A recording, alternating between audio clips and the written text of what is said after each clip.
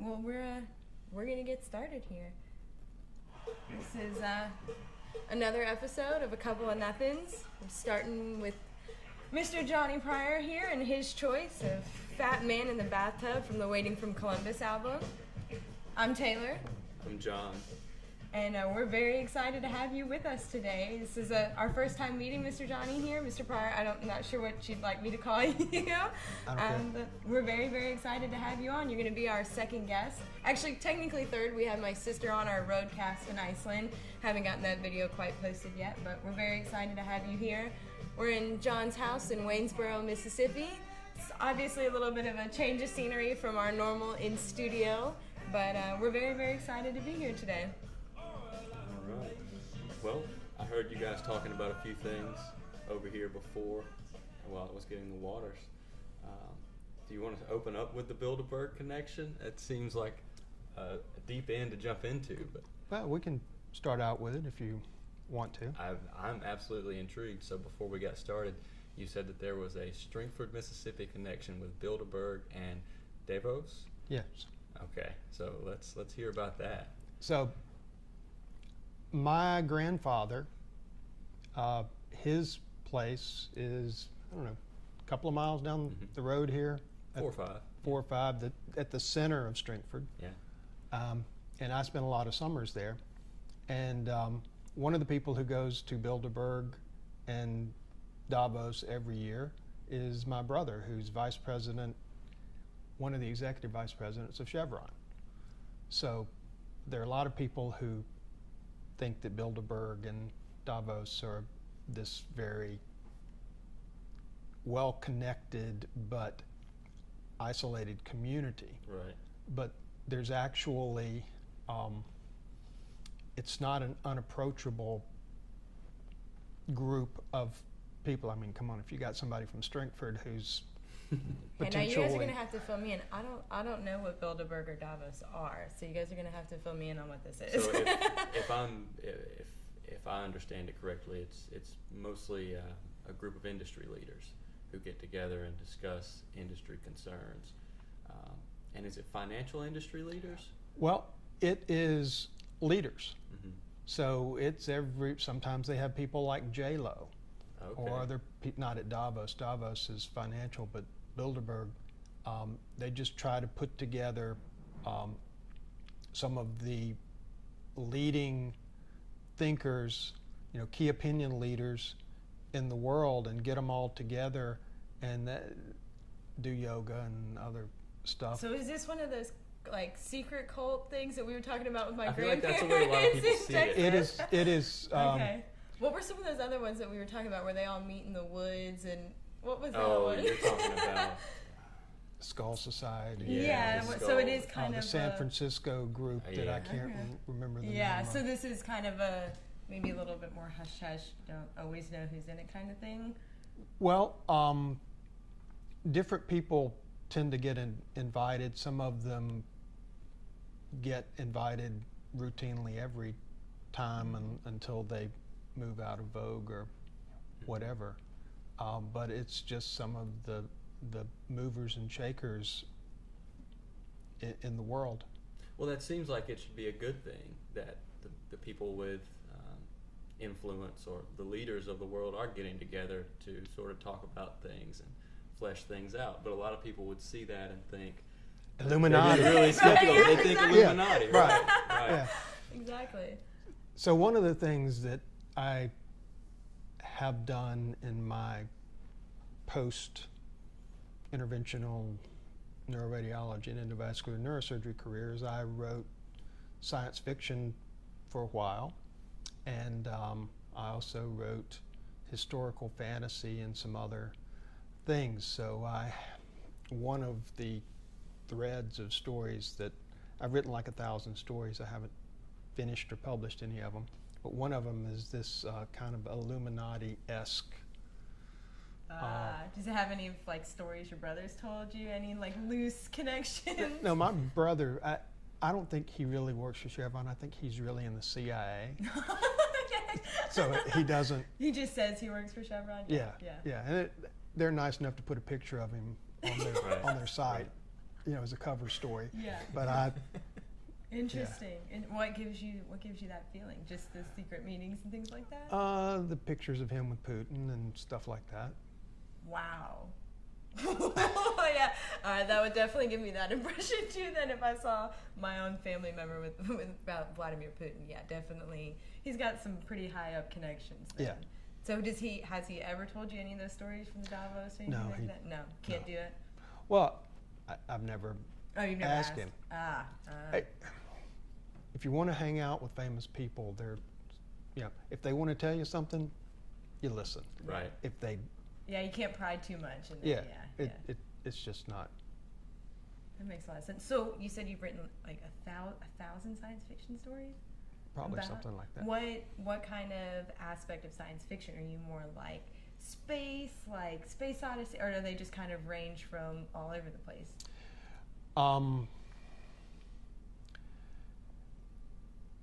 A lot of different genre. I heard you mention specifically historical fantasy. Is it more alternative history? No. Well, no. It was that was actually what I started out on, was kind of a very straight telling of what happened on the Crusades. Okay. And what led up to the Crusades. So I started researching the fight between the Holy Roman Emperor and the Roman Catholic Pope, and researching slavery and Islam and the fights between the two caliphates, and how the Druze got into it, some of the interactions between the Hashashin, or the assassins as we know them, and their political and religious beliefs and leanings, and their partnering with the Crusaders, and all of the weaving in and out, and some of the other cults that existed, and things that might have come out of those, and legends, and lots of legends from that time. Lots of legends. So I feel like we've seen the Hashashin come more into vogue lately with the Assassin's Creed franchise. Right. Just how prominent were they during that time? I feel like they were very prominent, very influential. Well, we're talking about secret societies, right? And the power of the Illuminati is that you don't know. Right. Well, that's the way the assassins were. And they probably took credit for a lot of things that they didn't do. And they probably didn't take credit for a lot that they did, because the power of worrying was much greater influence than if they just came out and did something, because, you never know who they are. So if all of their information was kind of hush-hush and stuff like that, how were you able to do the research on it? Like how much did you research into all this kind of stuff? There are books on it, but you have to use a little discretion when you're reading things, because a lot of people kind of throw things out that did not happen in that geographic location at that time, and things get woven in over time, so you have to go back and say, okay, well, at this time, this may have occurred. But Hassan-i Sabbah, who was the founder of the Hashashim, well, they were over in essentially Persia. Okay. All right? So he was in the same place and time as the guy who wrote the quatrain poems in Old Middle Persian, Omar Khayyam. Okay. So the Rubaiyat of Omar Khayyam,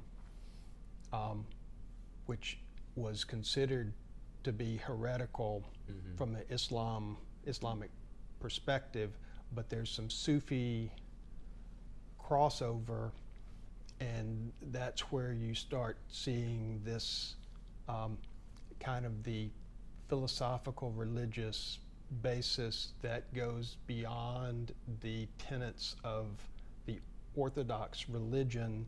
So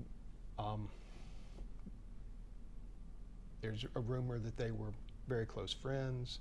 There was essentially a trio of them, the polymaths and scientists and poets and alchemists.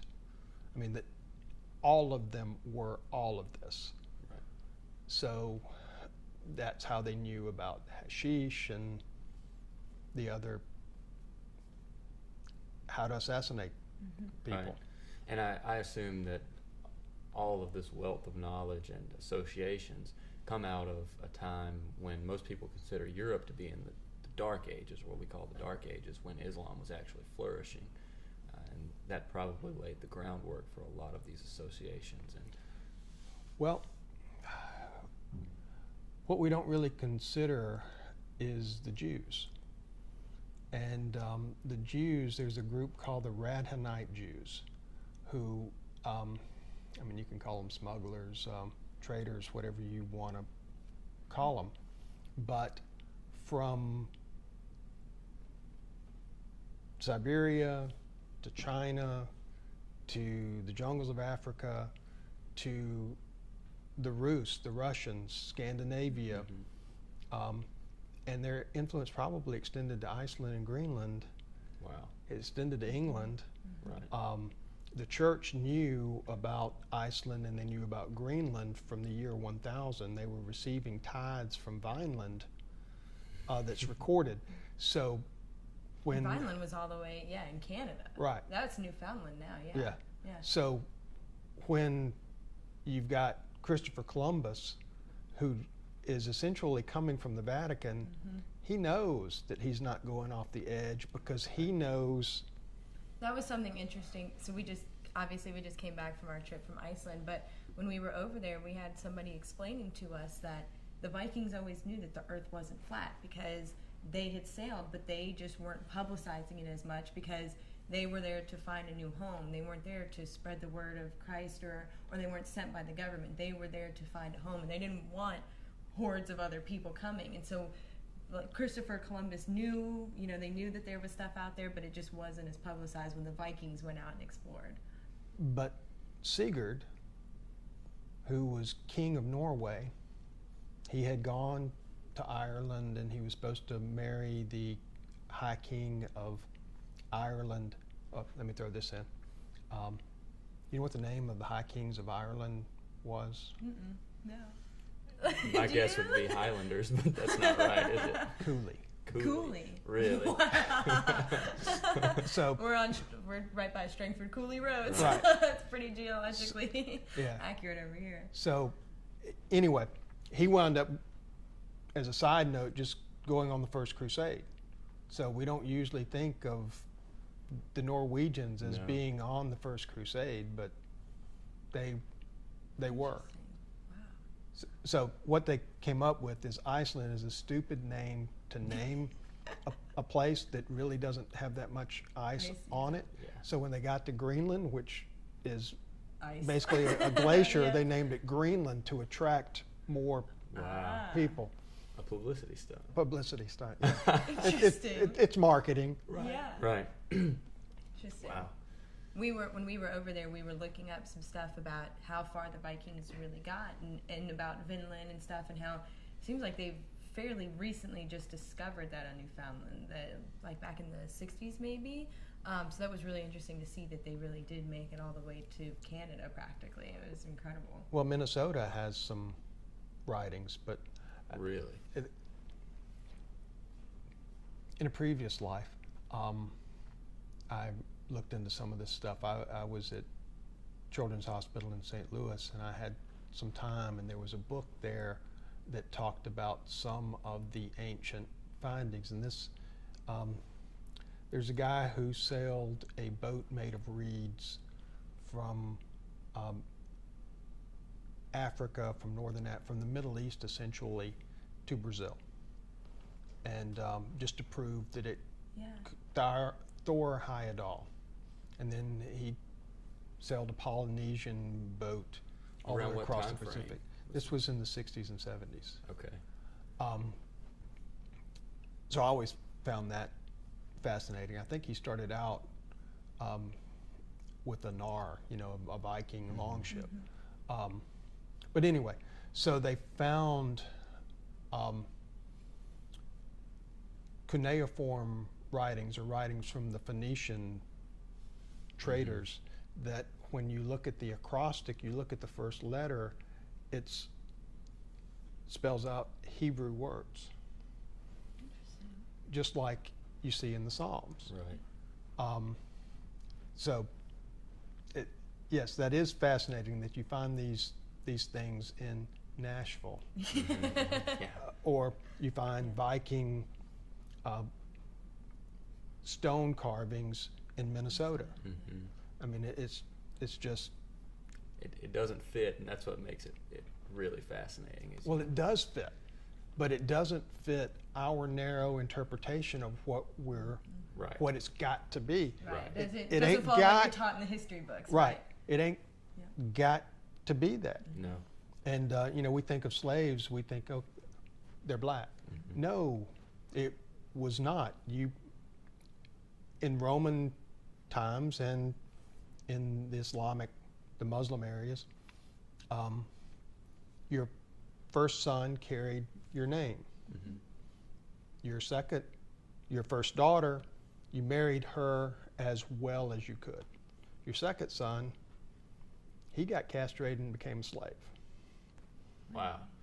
Now, was this all throughout Roman history, or was it more so in one specific time in Roman history, or more prominent? Or under one reign. Right. Well, certainly in what we would call the Dark Ages, which really was not dark for Rome, which Rome at that time was what we call Byzantium, but they never knew. This Byzantium thing, that's a myth. They called themselves Rome. Right. And the Muslims called Constantinople Rome. But they never did. It was the Eastern Roman Empire, which was the one that survived, and that survived until 1470, something like that. So until Christopher Columbus is coming to America, you've still got Roman culture. Right. And they needed slaves, but being a slave wasn't considered a bad thing. It was a prominent thing. Some of the emperors were slaves. Wow, I've never heard that. And the generals were often slaves. The head generals, the ducatus or whatever they call them. Now, I've learned just a small bit about more of the Western Roman Empire, and I'd never heard any of that. But I haven't learned anything about the Eastern Roman Empire, Constantinople, and that era of Roman history. Well, we don't really get into that too much, which is kind of a shame. But I guess. Do you think it's more because, in America, do you think it's more because we can identify more with the Western Roman Empire and how they were attempting to be a republic, that we focus more on them than the Eastern Roman Empire? Well, certainly we do pick and choose. Right. But they didn't really expand until Julius Caesar crossed the Rubicon in 51 BC, and that's when Rome exploded. In a matter of 60 years? Yeah, because Augustus, by the time of Augustus, which was the immediate follower, the second emperor, it was the largest geographical expanse that Rome ever reached. Right. But the Senate kept that from happening, so we look and say, well, ruled by the people is a great thing, but but they never really had rule by the people. They had rule by a very small part of the people. But what they did have was Panemid circuses, bread and circuses, which was killing people to entertain the populace, which was a political tool. And horse races were, they were 4 different parties, and they were based on the horse races. You were purple or green or blue or red, and that was your politics, and it was your party. Party in the right, in their sense. Yeah, in our sense, in the current. Yeah. Interesting. Wow, he is kind of more of the history buff. You've recently been reading. Who's the story that you've been reading about? I've been reading some of Plutarch's writings, but that's more Greek history, and I'm just getting into the Greek history. Obviously, a bit before the Roman history, even the Eastern, Western Empire, but haven't really gotten much into that yet. Still fascinating. All of it's fascinating. I mean, just to look back and realize how similar people were, how similar we are to people we consider so distant, is fascinating. In any of your studies, did you ever go to any? Have you ever been to Rome or anything like that? No, I've never left Jones County or Wayne County. I'm just a homeboy. Well, without leaving Jones County, I'm interested how you have had such a successful medical career. Considering you were just telling us you were living in St. Louis, we know this isn't true. So, well, I asked that because I've been to Rome, I've been to the Colosseum, and so it was fascinating to me, the architecture that was literally created to drain the blood, because there was so much killings in the streets of Rome or in the Colosseum, and so that to me is such a different aspect of things that we're not used to. We're not used to that kind of that violence almost. It's a very different, it's just completely different, and so I didn't know if you had ever been there to try to learn anything about it. I have. I've been to Rome. I've been to Thailand, visiting professor in Japan, been to Germany, been to Paris a number of times. I know you said you had a similar experience in Germany. When we were in Iceland, they were in the World Cup, and you said when you were in Germany, they were in the World Cup as well, so we kind of had a little connection there as well. Yeah, they had just beat the U.S. in the quarterfinals. Oh, wow. And makes for a pretty ruckus time. yes, they take their soccer, their football, very seriously. Yeah, I don't know how much you keep up with it. I don't really keep up with soccer, but I know that they won yesterday, and I saw all sorts of people in the street with flags tied around, and everybody looked like they were having some grand old time, and I know this is only like the first round, so I can only imagine what it's like when they beat the U.S. in the quarter or semifinals. It must be incredible. It was, everybody was out. I mean, there was nobody. There were like 4 people working, and I was visiting the Siemens plant.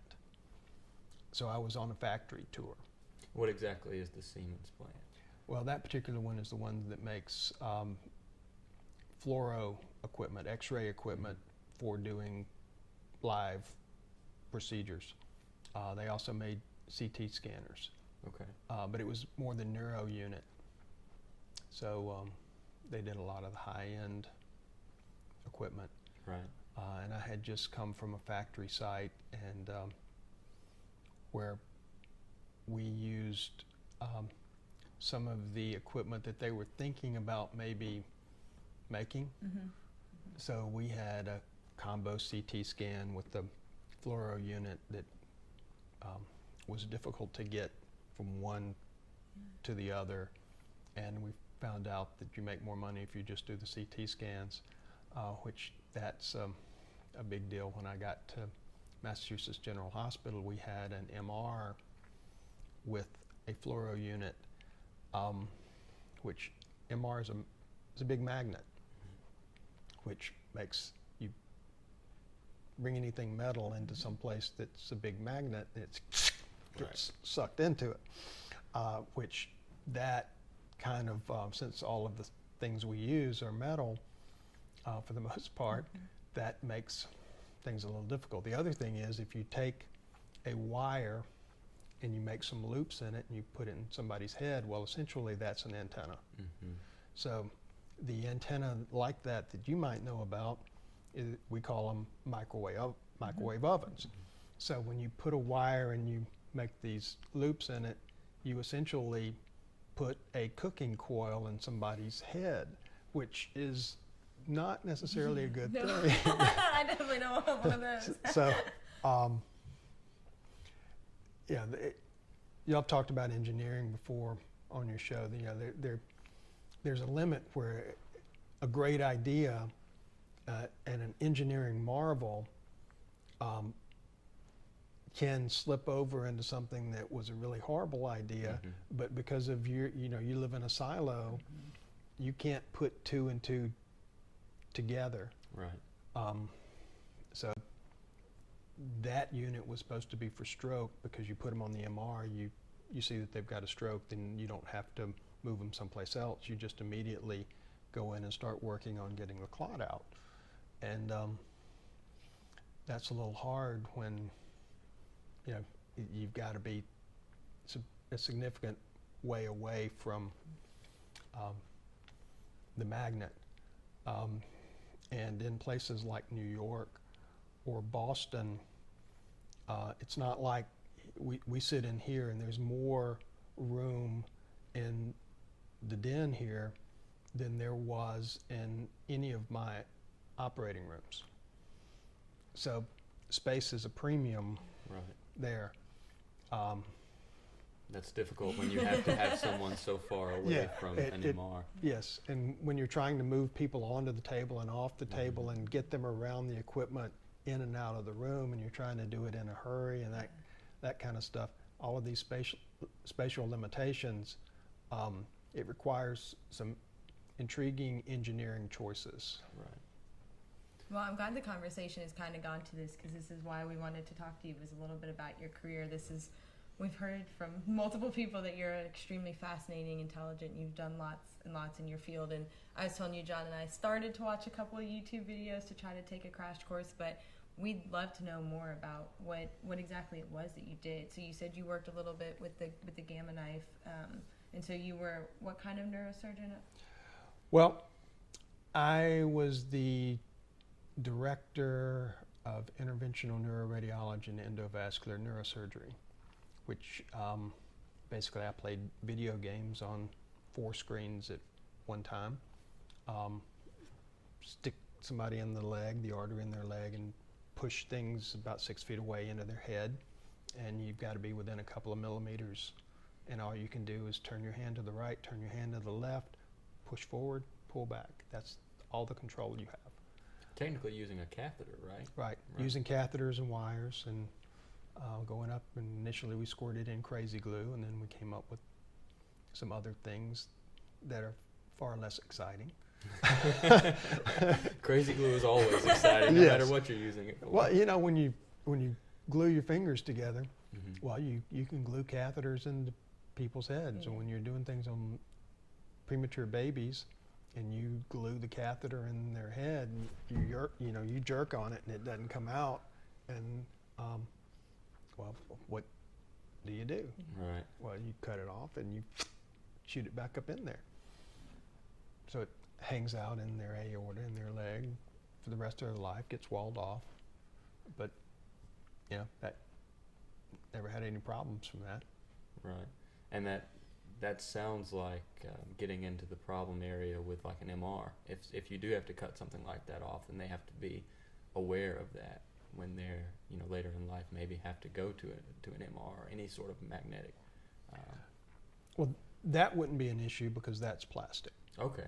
But for things like coils weren't really an issue because they were all checked. But for clipping aneurysms, there actually were some where they had checked the original formulation of them, and then the clip manufacturer one of their suppliers gave them a different grade of chrome moly steel, which didn't meet the specs of not being magnetic or paramagnetic. So they would torque, and when it torques in the magnet, it can rip a hole in the artery and kill somebody or stroke them. Or Right. Nothing good. Not good. Nothing good. So I'm curious, and this may be a more obvious question than I feel like it is, but when you have that piece of plastic going through someone's aorta, and it has to be left there, is there any research on whether or not those people are more or less likely to develop clots or complications with blockages? Well, that was in the days prior to giving everybody aspirin and Plavix if you think they need it. And basically what we knew about then was heparin. So I'll talk in a second about one of my great discoveries. Okay. What I'm not known for that I probably should be known for. But basically within a couple of minutes, platelets are all over anything that you put in there.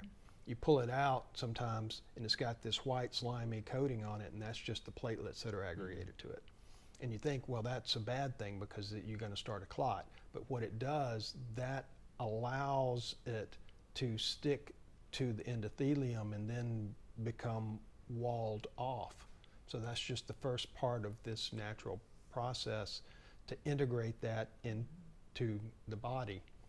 So everything just kind of moves around it. It just kind of makes like a protective. Yeah. Well, it just kind of gets stuck to it, and then it's like you put a nail in a tree and the tree just grows around it and incorporates it. That's kind of what happened. So the body does an incredible job of not necessarily co-opting foreign bodies, but dealing with them in a reasonable way. As you know, when you're a neurosurgeon and you're at the very top of a very select group, the top of the neurosurgery pecking order is vascular neurosurgery, people who work with vessels. Well, the top of that was endovascular, and that's where I sat. Right. You like to pat yourself on the back, but what you have to realize is the body is what's taking care of this. Doesn't matter how good of a job you do, without God intervening,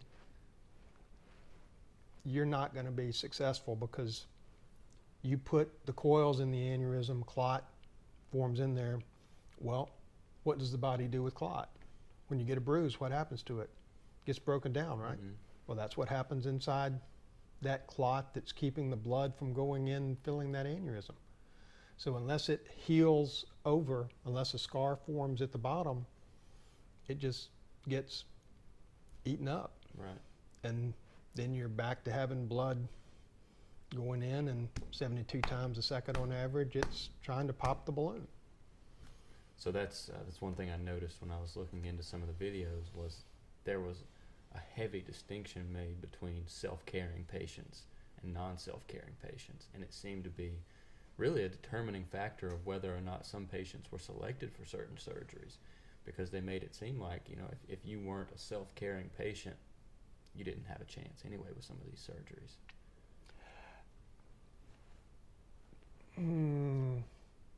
I've seen some just amazing things happen. I have no doubt about that. And I've seen some things that should have gone just pristine, and it all goes off the track. And,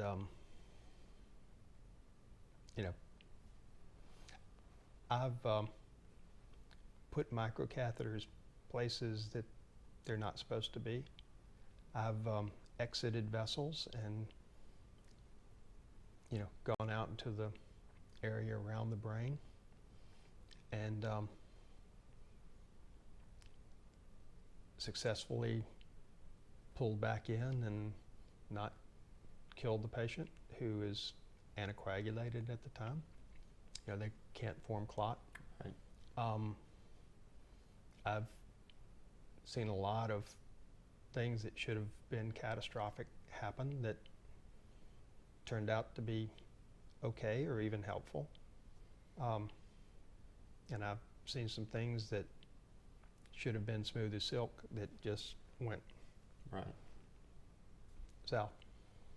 It seems like there's a large degree of uncertainty when you're doing any sort of work that meticulous. It's a level of unknowing, the cloud of unknowing. With surgeons and the surgical personality, there is never a shred of doubt. Right. There can't be. Essentially, there can't be. And when things are like really bad and you get to cowboy up, Mm-hmm. that's an adrenaline rush. I was going to say, it seems like there probably isn't a better feeling. That there isn't. But when you know that the patient's going to die if you don't do anything, you can do anything. Right. I mean, you're free to. And there wasn't a week that went by that I didn't do something that nobody had ever done in the world. That's amazing. And I can't attribute the quote, but one of my favorite quotes I've heard recently is that by definition, to do anything amazing, you have to be unqualified for it. Yeah, but most of us never really, honestly, there are a lot of people who like to consider themselves at the highest level. Mm-hmm. And there was a single issue of New York magazine where they did the best doctors in New York, and there are three neurosurgeons quoted in that one issue as saying, "I am the best neurosurgeon in the world." Yeah. And it seems as though you have to feel that way, though. well, no, a little humility would go a long way, because I knew some of them better than others, but I knew that there's nobody else who would say that any of those three were the best in the world, because I knew who we all said was the best in the world, and it wasn't Right. them. This is kind of an interesting conversation John and I were having yesterday when we were listening to a podcast. It was specifically talking about women not being really assertive enough, because in certain job fields you kind of have to overpromise a little bit, or kind of jump in with, maybe nobody's ever done this before, but I'm going to try. And so that sounds a lot like what you've done in your path. You said you did a lot of stuff that nobody else had done before, so you have to have that really strong confidence that I'm going to hope this works, but I'm going to I'm going to step out here and I'm going to have the confidence to do it. And so that's just something extremely fascinating that kind of relates to something John and I were talking about yesterday, about really having to step out of your boundaries of knowing what you're doing, because like you said, you have a patient's life in your hand or something like that. If you didn't do it, then something bad could possibly happen. Well, but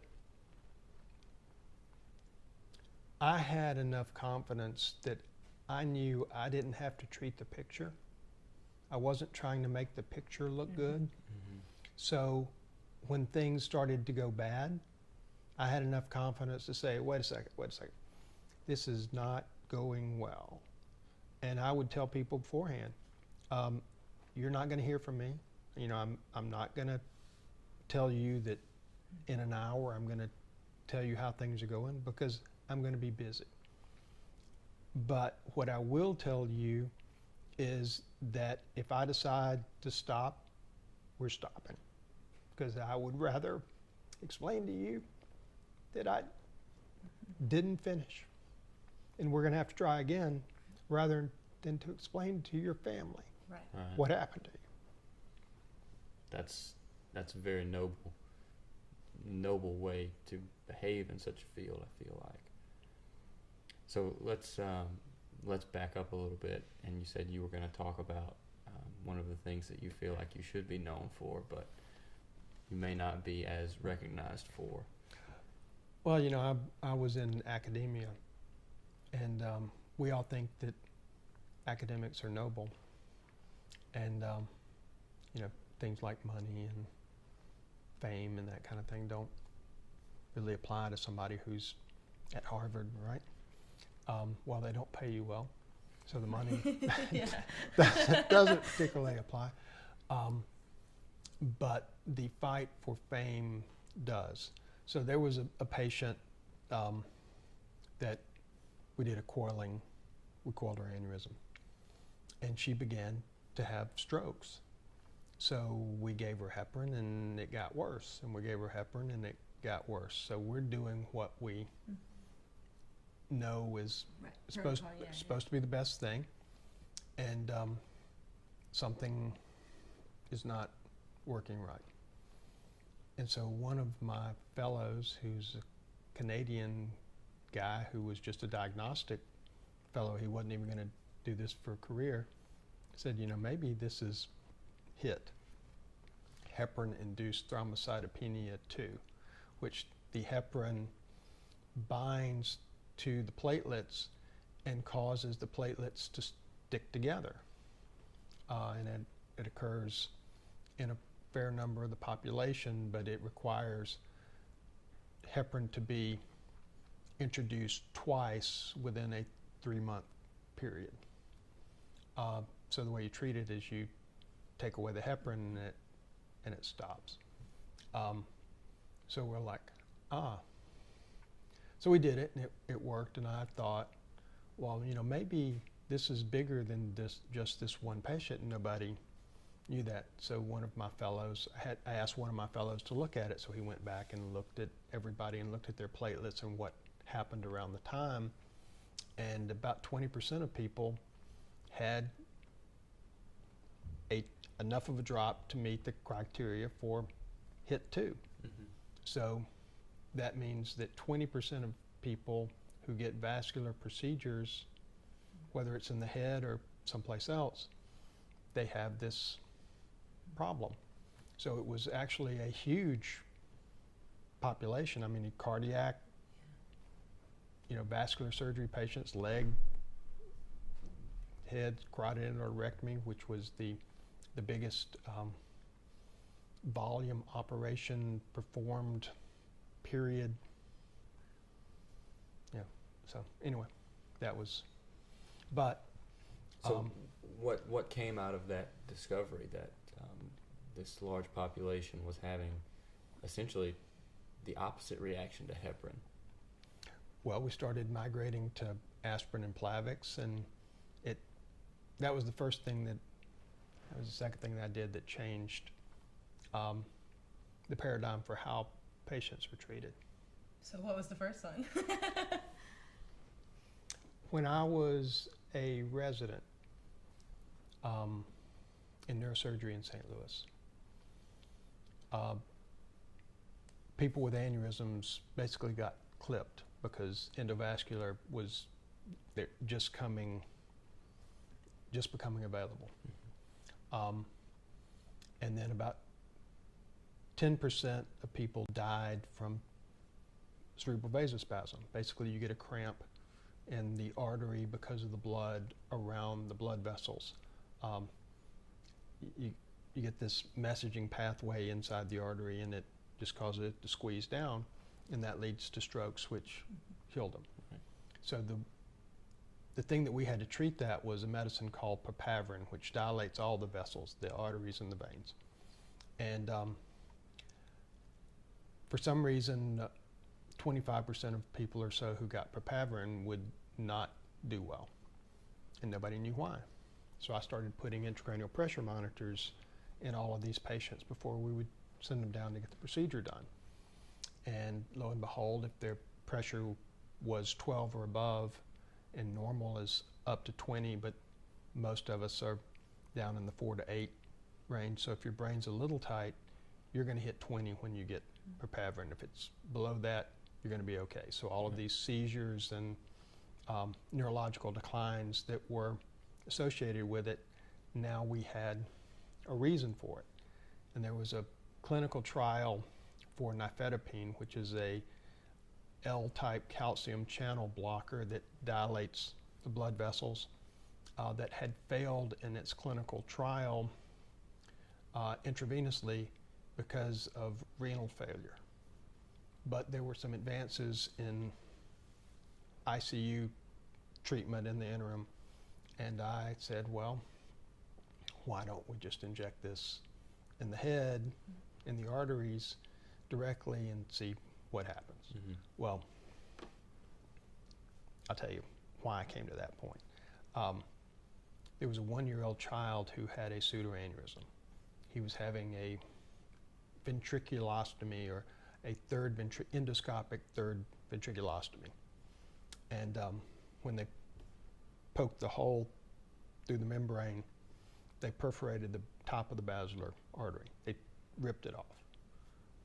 So there's a pseudoaneurysm, which is basically a blood clot holding the artery together, which we've talked about blood clots and how they dissolve.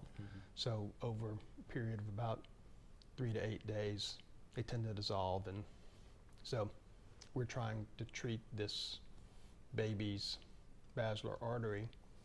And of course, we go through the side of the jello, and he bleeds and he starts to spasm. And we basically killed him with Papaverine. Because of the pressure that it caused? Because of the intracranial pressure. And I mean, it was just a bad thing, and we gave too much, and I knew that we were giving too much. But I was just a junior fellow at the time, and there wasn't anything else to do, so we were doing all that we knew how to do.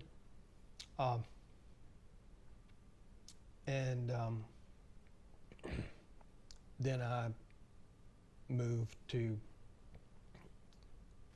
Boston, to Massachusetts General, to be there, and then that happened right about 9/11.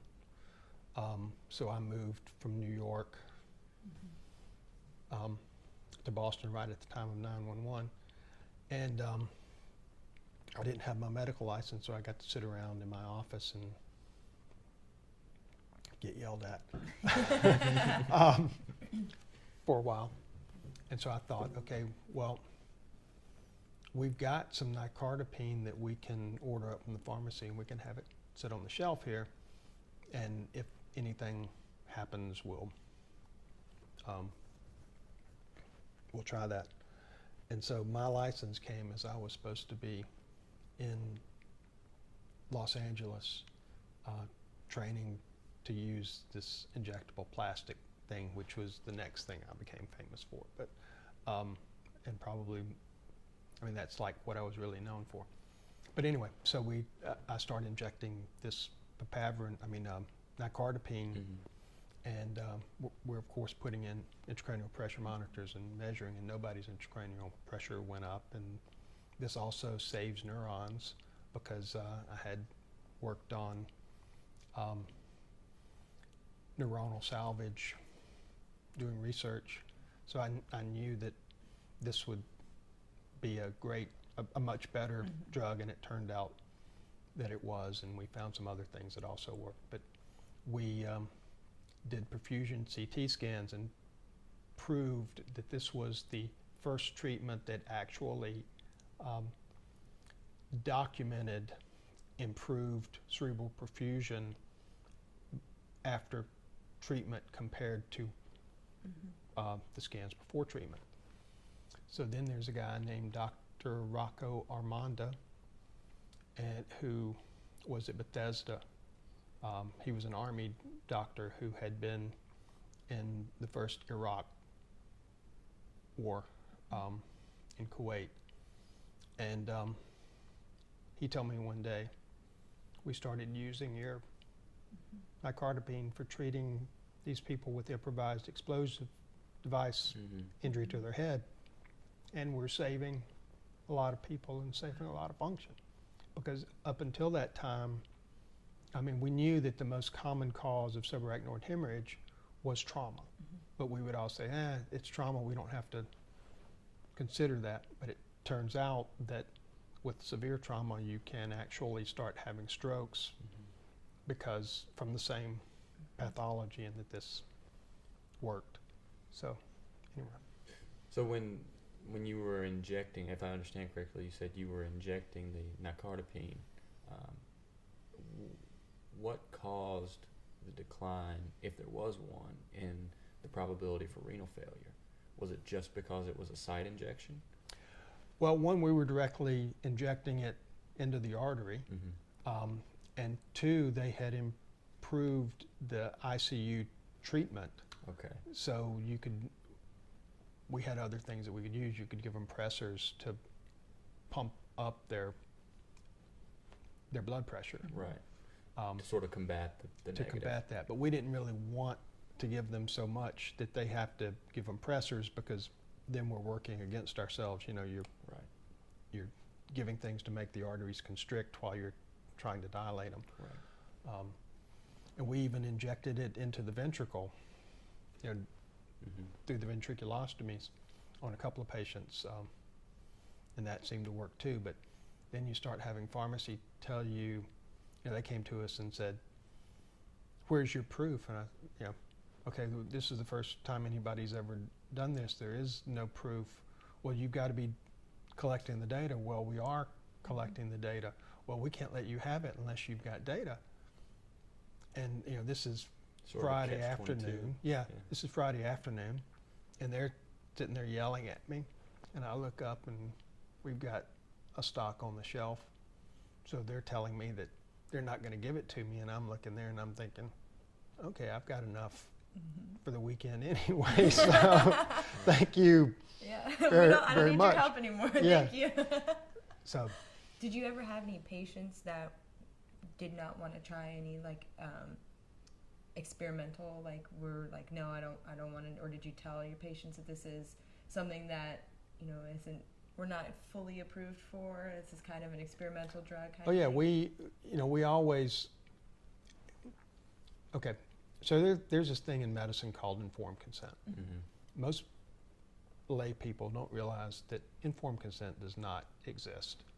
If I tell you you're going to die unless we do this, you have no informed consent. Right. Because if you don't agree to it, you're crazy. Yeah. And if you're crazy, you can't refuse treatment. So, I mean, that is a real catch-22. But yes, we explained to people that this was not.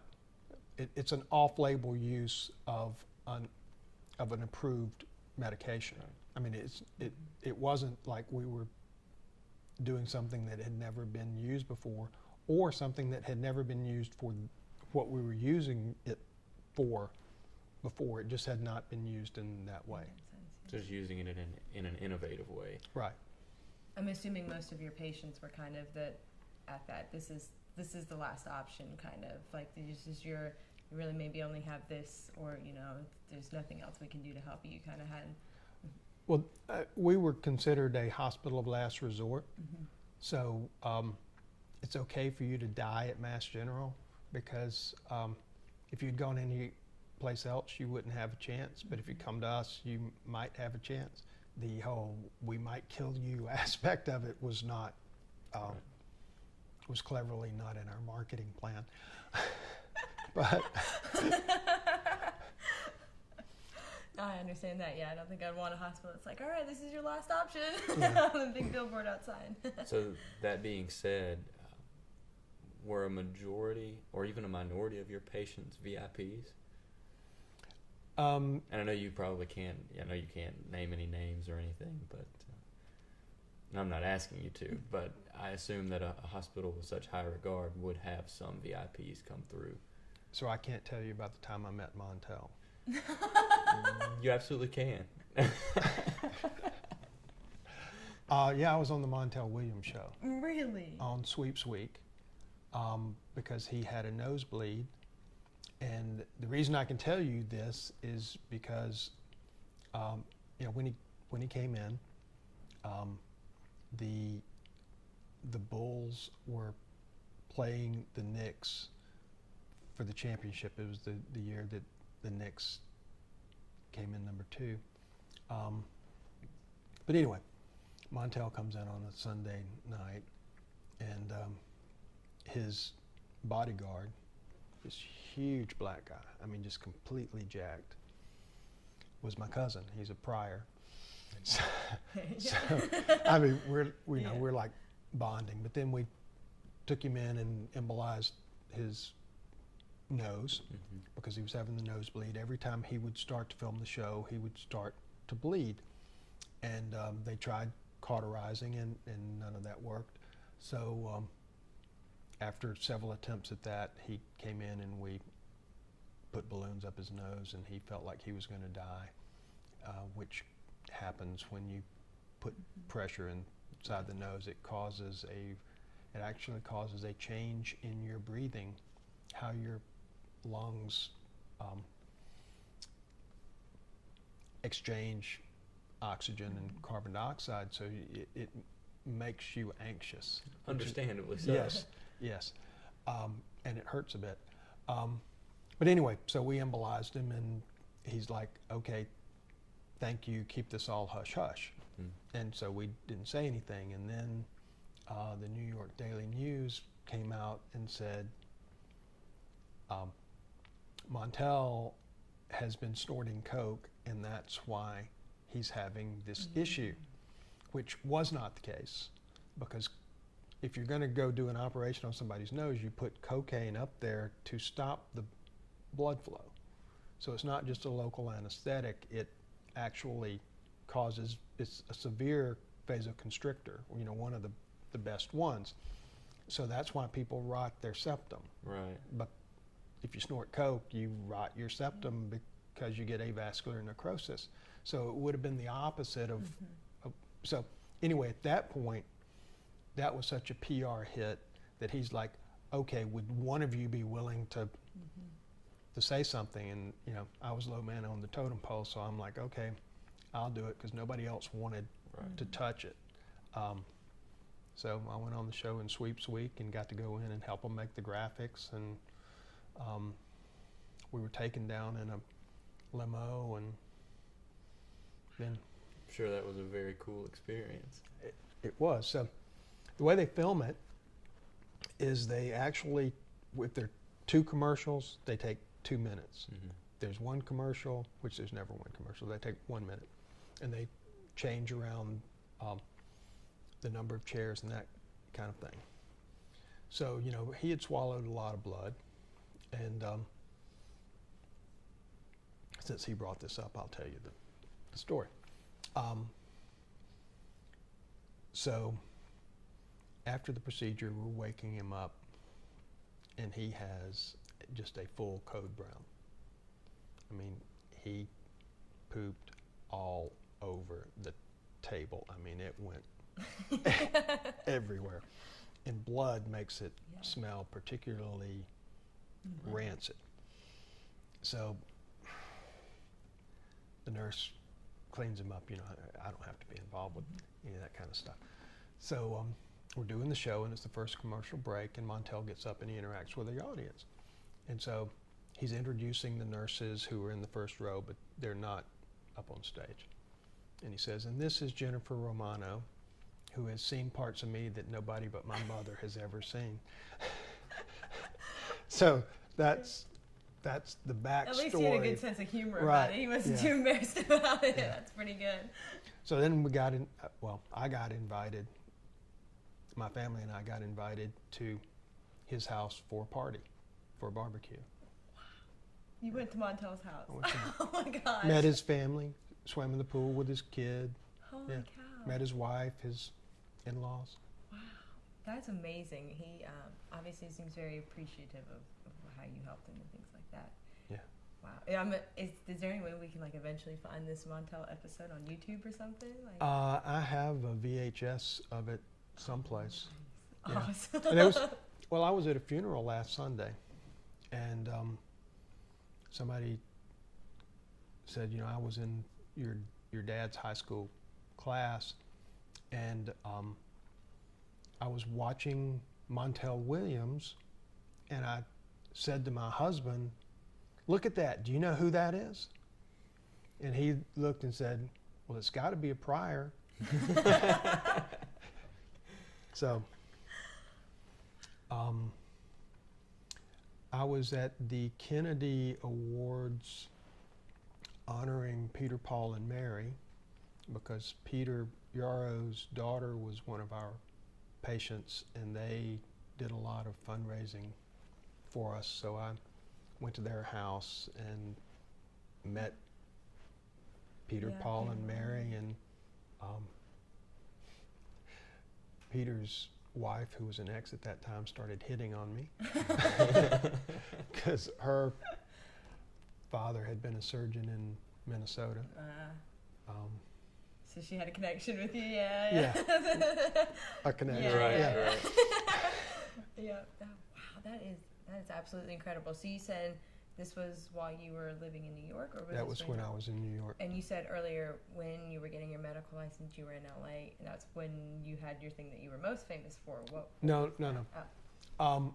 That's where I was learning one. There's a thing called ONYX, which is Polybinal alcohol copolymer, and I was involved in the trial that got that approved in the U.S., and it was a trial that compared that to crazy glue, which was not approved. Mm-hmm. But some of us liked crazy glue because we could tell other practitioners that they really shouldn't be using this because it's dangerous. But I submitted more cases for the FDA approval than anybody else. And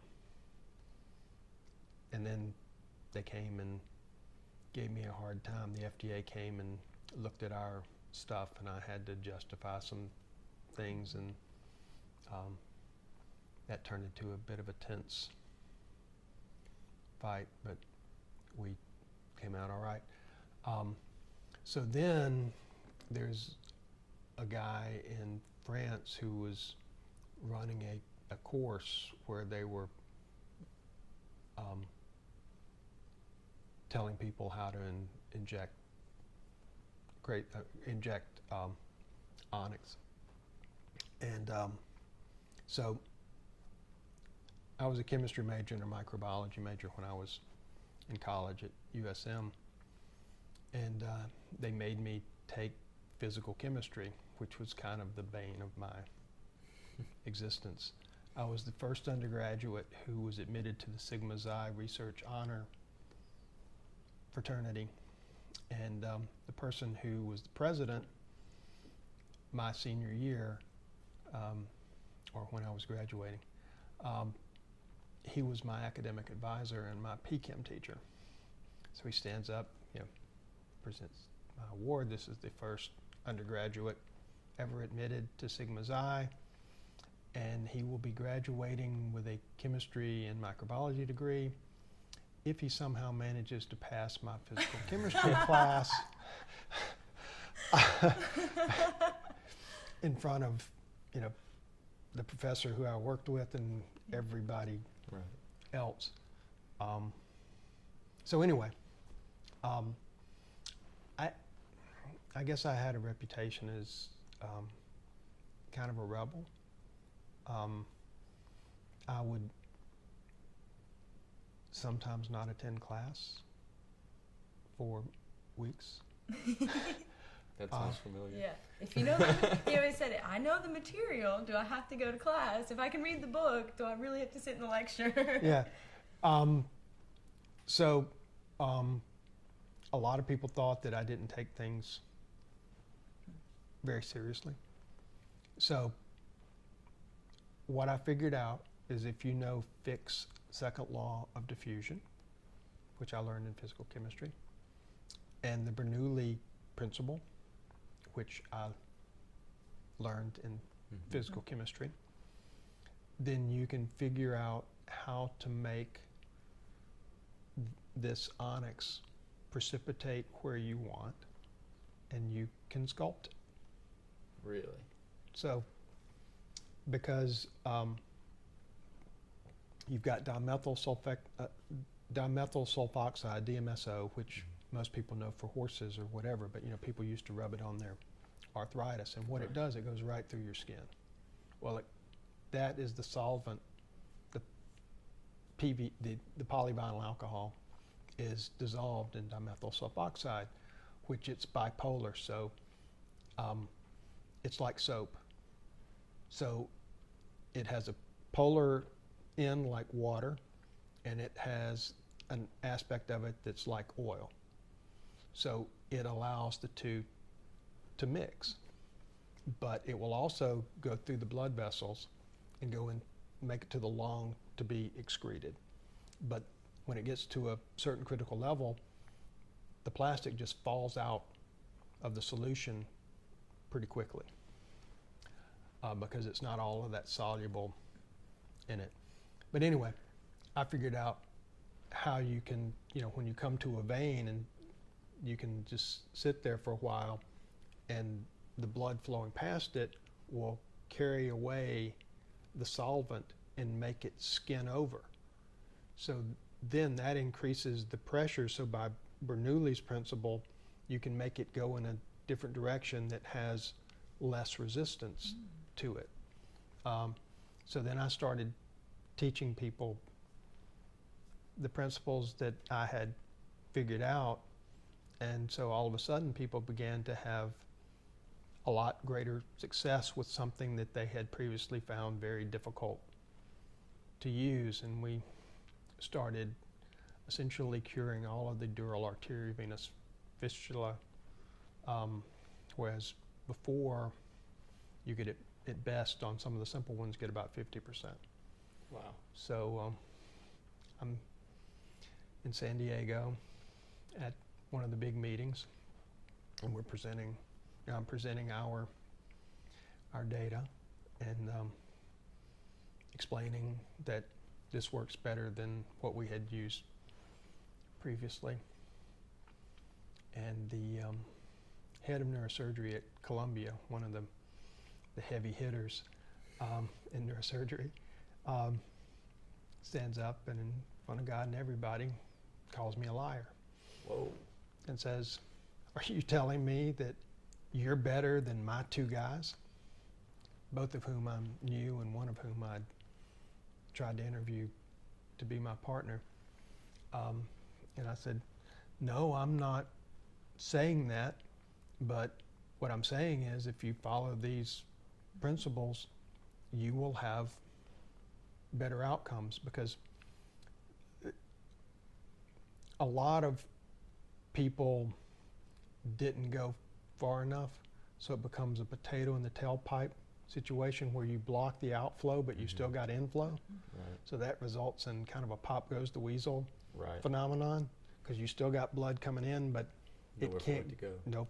Yeah, or not enough of a way for it to go. So so when you slow the flow in Bernoulli's principle, you increase the pressure. Mm-hmm. So you create this pressure in a situation where the vessels haven't previously seen that pressure because the flow has been so fast. And I'm picturing like a hose, like you're cranking it, you get the build up, and then you slowly get more water coming out of it. So it's that's my mental image right now, like picturing a vein. Yeah. That's exactly what it is. I mean, it's all a plumbing problem. So if you just think about it from a plumber's perspective, minus the crack, you're so we're talking about overkill. You've got to reach overkill. You got to make sure that you've penetrated everything that you can penetrate, and you do that by being patient and going back and checking your anatomy and knowing that you got the whole thing. And it's not crazy glue. My boss, who was this very frenetic Mexican Jewish guy, from Mexico City, he used to say that he loved crazy glue. He loved doing gluing procedures, and he would dance the whole time. And he'd say, "This is transorgasmic," because I mean, it is an adrenaline rush like you've never seen. So we're doing this little baby one Saturday. I'll just tell this little aside. And so we pull the catheter out, but you know, you're supposed to know how long the baby is, right? So what you want to do is you want to pull the guiding catheter, which you've got up into the carotid artery, down into like the femoral artery, certainly into the aorta, but you've got the other catheter still out the tip, so that when you pull it out, if there's a little bit on the tip of it, it doesn't go up into the brain. You know, you can shoot it off someplace that, you know, clot gets shot to your leg or to your arms all the time, and there's enough collateral so there's not a problem. So anyway, the other fellow, when you're at the point where you've finished injecting what you want to inject, the injector yells, "Pull." So he yells, "Pull," and my other fellow jerks the catheter, and it is like a bullwhip.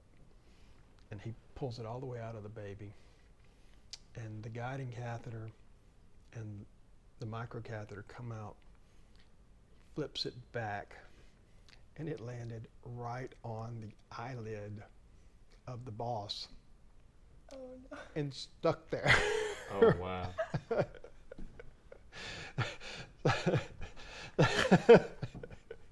So here's this bloody microcatheter, which it's a French catheter that you can't even import into the U.S. anymore because of quality assurance issues, but it's called a Magique. It's right on his eyelid. Oh, no. It seems like the boss of an operation like that would seem to know where it might go. Well, like I said, it was not supposed to happen that way. Right. And that was my co-fellow's first and last pull. I bet. Yeah. This is a good place to stop. The GoPro's beeping at me that we have a low battery. We'll pick it up after we change the battery really quick. Take a little break. Take a little break. I knew this was going to happen, so I was making sure. Yeah, so, I asked you about what kind of science fiction you wrote. So some of it had to do with creation and the science behind creation. I wrote a series of historical fantasy stories based on Oriental creation mythology. Some of it, I don't know if you've ever seen the Inspector D or heard of the Inspector D novels and movies. It's Van Gulik, who was from the Netherlands, and he was a ambassador to China, wrote a series of detective stories that were in the vein of the existing Chinese detective stories. And there's some similar ones that Parker wrote, are the Ishikawa novels, but they're not like Western detective stories, because Western detective stories are linear. So in the Asian model, there are multiple stories all happening at one time that they're working on solving, and you have to put them together over time. So I had some of those that had kind of more scientific bent to them. So cosmetics. Okay. Cosmetics and the giant hornet. Now in Asia they have hornets that are essentially as big as your hand. The giant hornet. And about 50 people a year die from giant hornet stings. So, giant or insects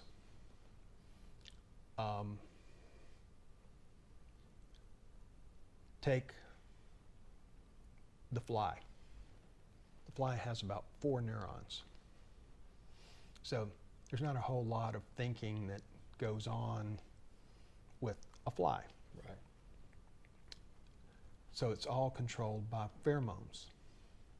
And one of the pheromones that's an attractant for bees, wasps, hornets is isoamyl nitrate or isoamyl alcohol, which we know as banana oil, the scent of banana, which is in almost every cosmetic for young girls, particularly in Asian cultures.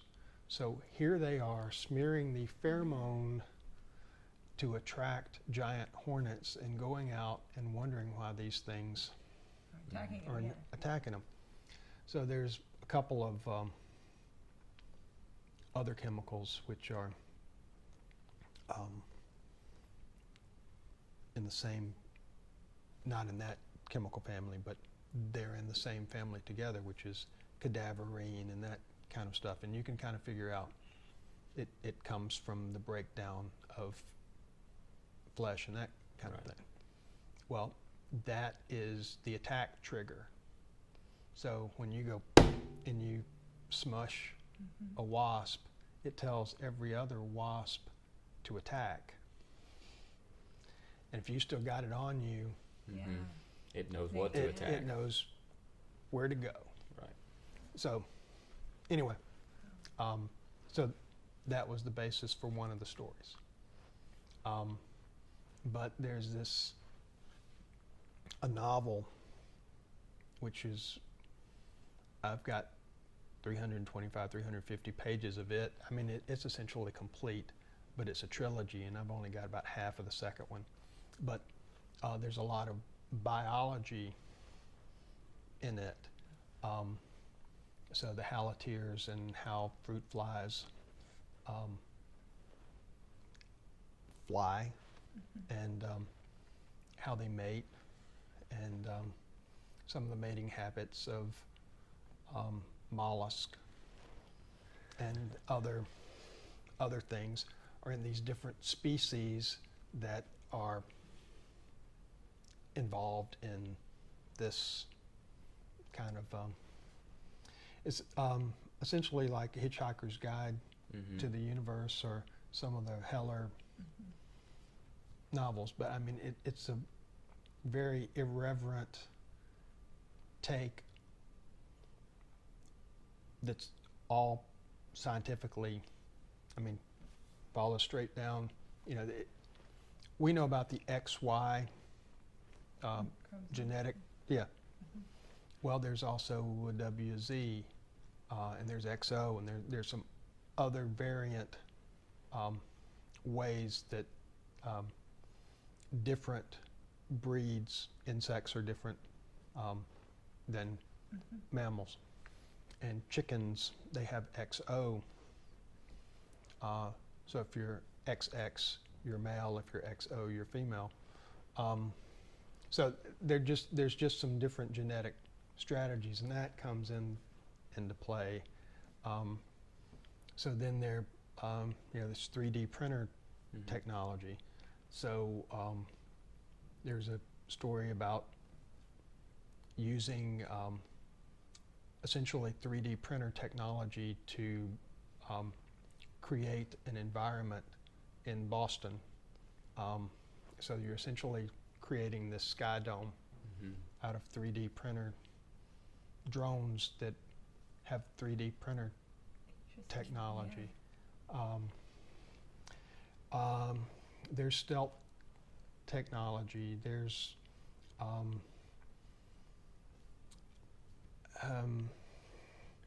high-speed vac trains, maglev vac trains, and a lot of different stuff like that. There's some funky medical things, and in any of your books, do you talk about any like CRISPR research, like genetic modifications and those kind of things? There is some, yes, there's genetic modification there. That group of stories is part of a very dystopian universe. So there's mind control and drugs and essentially jacking people up by implants, and I mean cyborg type of stuff, and other type of controlling creating people. Creating a race, not in the good sense, and kind of the using them for the bad. Yeah. Right. Yeah. Do you use your writing to sort of explore where we could go, or is it just ideas that you have and you feel the need to put them down, even if you think that we have no potential to go there? What's the difference? How do you know where we have the potential to go? You're right. There's no way to know. Yeah, I don't really see a split. The possibilities are endless. Yeah, you never know what's going to happen. Yeah. So you're just exploring the different avenues with your research and things like that, and just well, wave rider technology and that kind of thing, we could potentially completely go around the world in 4 hours. I don't know what the wave rider technology is. I've never heard of that.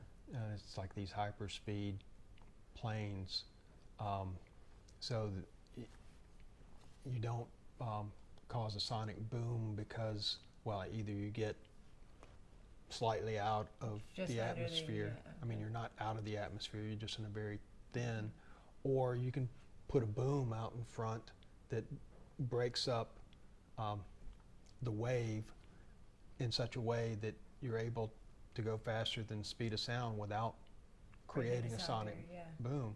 So you're breaking the sound barrier, and you're just doing it stealthily. And there's really no reason that you can't have stealth technology that also goes at that speed. You can hack and jack something so that they think you friendly. They're just a whole bunch of ways to deceive and disguise and all kind of things that one would think the Illuminati would do. Are your books more dystopian or utopian? They're dystopian. Dystopian. Yeah. I mean, to a point. I mean, you've got to be dystopian in order to create tension. There's nothing that builds more tension than chaos. So then that sets you up. Yeah, nobody wants to read a book about how perfect the world is. Right. You're right. Everybody wants to read some sort of conflict or something. Thomas More is the only person to successfully write a utopian book. Have you read that? I've read pieces of it. Yeah. I haven't read the whole thing. Did you like it? I did. It was intriguing, and I know that's strange to say that it was intriguing when I say that I didn't. Thomas More's Utopia. Oh, Utopia. One thing that has put me on the track back to it is reading some of the Plutarch that I mentioned earlier. He talks about one of Sparta's kings, who implemented a bunch of rules that really looks like Thomas More took his ideas from that Spartan king. And I'll think of the name in a minute, but off the top of my head, I can't think of it at the moment. But I thought the idea behind Utopia was intriguing because it's just exploring an avenue that, who's to say we we may not go down someday. But again, this was in college, and I would pick up something, read a bit of it, pick up something else, read a bit of it, and just never finish anything. But yeah, that's really the only book that I know of that explores a utopian society that has been successful in its readership. You know, Dante wrote 3 books, right? The Inferno. Yeah, that's the only one that everybody knows, because the others are less bad. Really? So they're not interesting. I mean, who wants to read about heaven? Yeah. Or purgatory, which that was the second one, but nobody read the second. Is it named 2 and 3. Purgatory? Il Purgatorio. Yeah. Huh. Well, I'll take a look at it. Yeah, I think you can find it for free online. Yeah, I'm thinking of like Atlantis. Nobody ever wants to hear about how perfect the city was. They want to hear about how it was destroyed or how it's not there anymore. So you're right. Nobody really. Well, you mentioned, I think you know about Thule and stuff, right? I've heard the name, but I don't know about it. Well, I mean, Hyperborea, the idea that there was a continent in the North Pole region that was actually tropical. Mm-hmm. So Atlantis and Mu. Is Thule the fellow who put forward that idea? Thule is what the Scandinavian name for it is. Really? So you know the rack, the Thule rack system from Sweden. Yeah. Mm-hmm. That's what it's Really? named after. Yeah. So I guess the greatest modern proponent of this was a guy. I mean, most people never heard of him. Hitler. So I mean, he was really into all of this occult stuff. So that part of the Indiana Jones thing was actually based on fact. But you know who Aleister Crowley? Yeah, I know who Aleister Crowley. Do you know who had Aleister Crowley's house? No. Jimmy Page. Really? Now, wasn't Crowley's house supposed to be extremely, I don't know if haunted would be the right word for it, but interdimensional to some degree? Well, I mean, that's kind of what he put forth, but I mean, he was a scam artist. So all of the Thelema and all of that kind of stuff, he was selling something, an occult, back in right after the Civil War, the gay 90s, all of that kind of stuff. All of the spiritualism was very big, and that's before Einstein and relativity, and we figured everything out, right? So at that time there were only 3 dimensions. So at that time, you know, the dimension of time had not been introduced. Right. So the 4th dimension was considered to be this extra spiritual dimension. So that's what they're talking about. But there's a whole lot of literature about dimensions, and there's a book called Flatlander, which is if we lived in a 2D world and there was a 3D figure, then we would never know that they existed, because what we would see is just where they contacted our plane of existence. Right. Mm-hmm. I've heard this example used when people try to explain the relativity. If you're an ant like on a table, you wouldn't see the other. Yes, I've heard that exact explanation, that you just can't see it. So a lot of people do believe that we just can't discover or can't see the 4th dimension or other dimensions and things like that. So that plays into the idea that the dimensions overlap on one another, and we can only perceive certain dimensions, even though they're all here now. So there's an old Israeli proverb, and it runs something like this: either yes or no.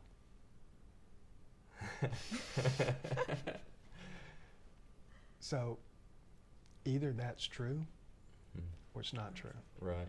But we have no way of knowing which it is. But the idea of all of these, you know, Okay, so you mentioned M theory, or at least alluded to superstring theory and M theory previously on your podcast. So when I was writing science fiction, I read a lot of books about that kind of stuff, the first 6 seconds and all of that kind of cosmology.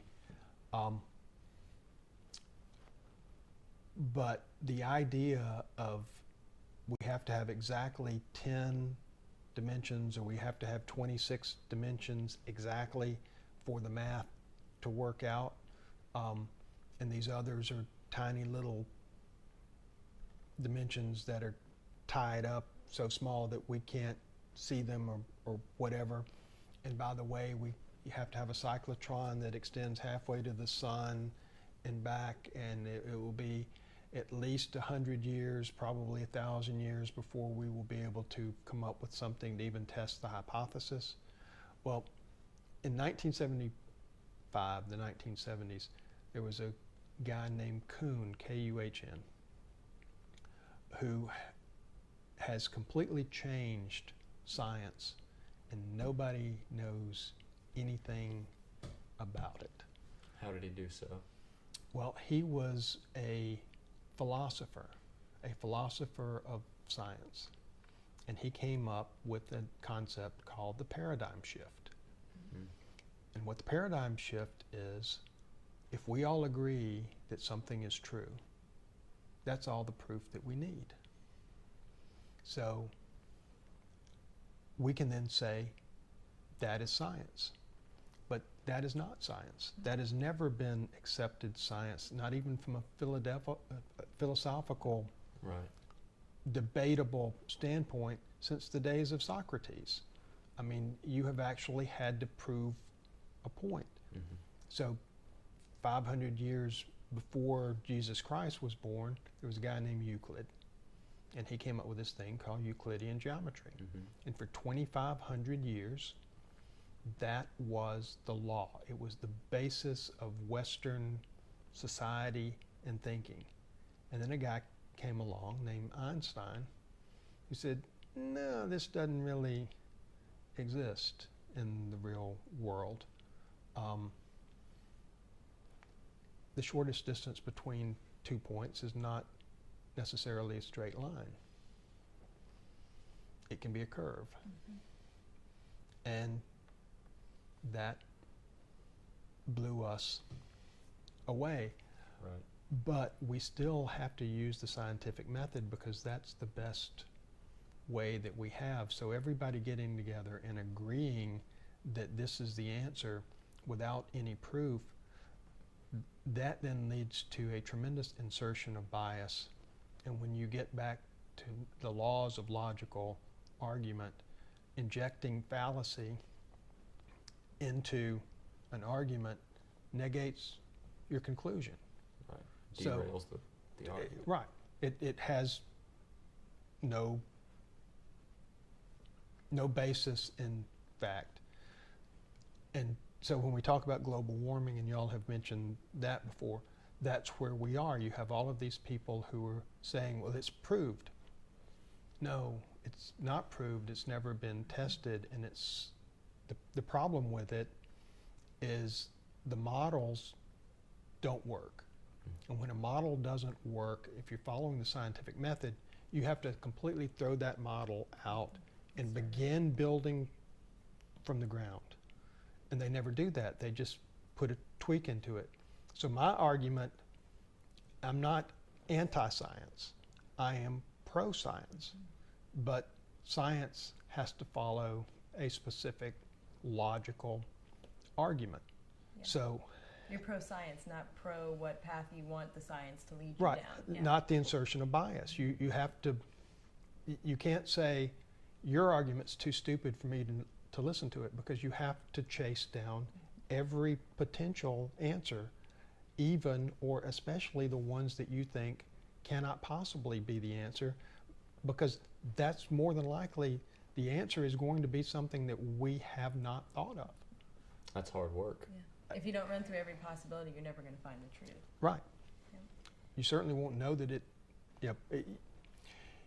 you just make it impossible for you to do what you say you've done. Mm-hmm. And that's, I just think that's stupid. Yeah, and how, so when we have this branch of what calls itself science that posits these results that they have, and then they grow a following because it's trendy, or they make it trendy by marketing campaigns. Right. How do you combat that with real science when real science is actually hard work? That's the problem. Right. And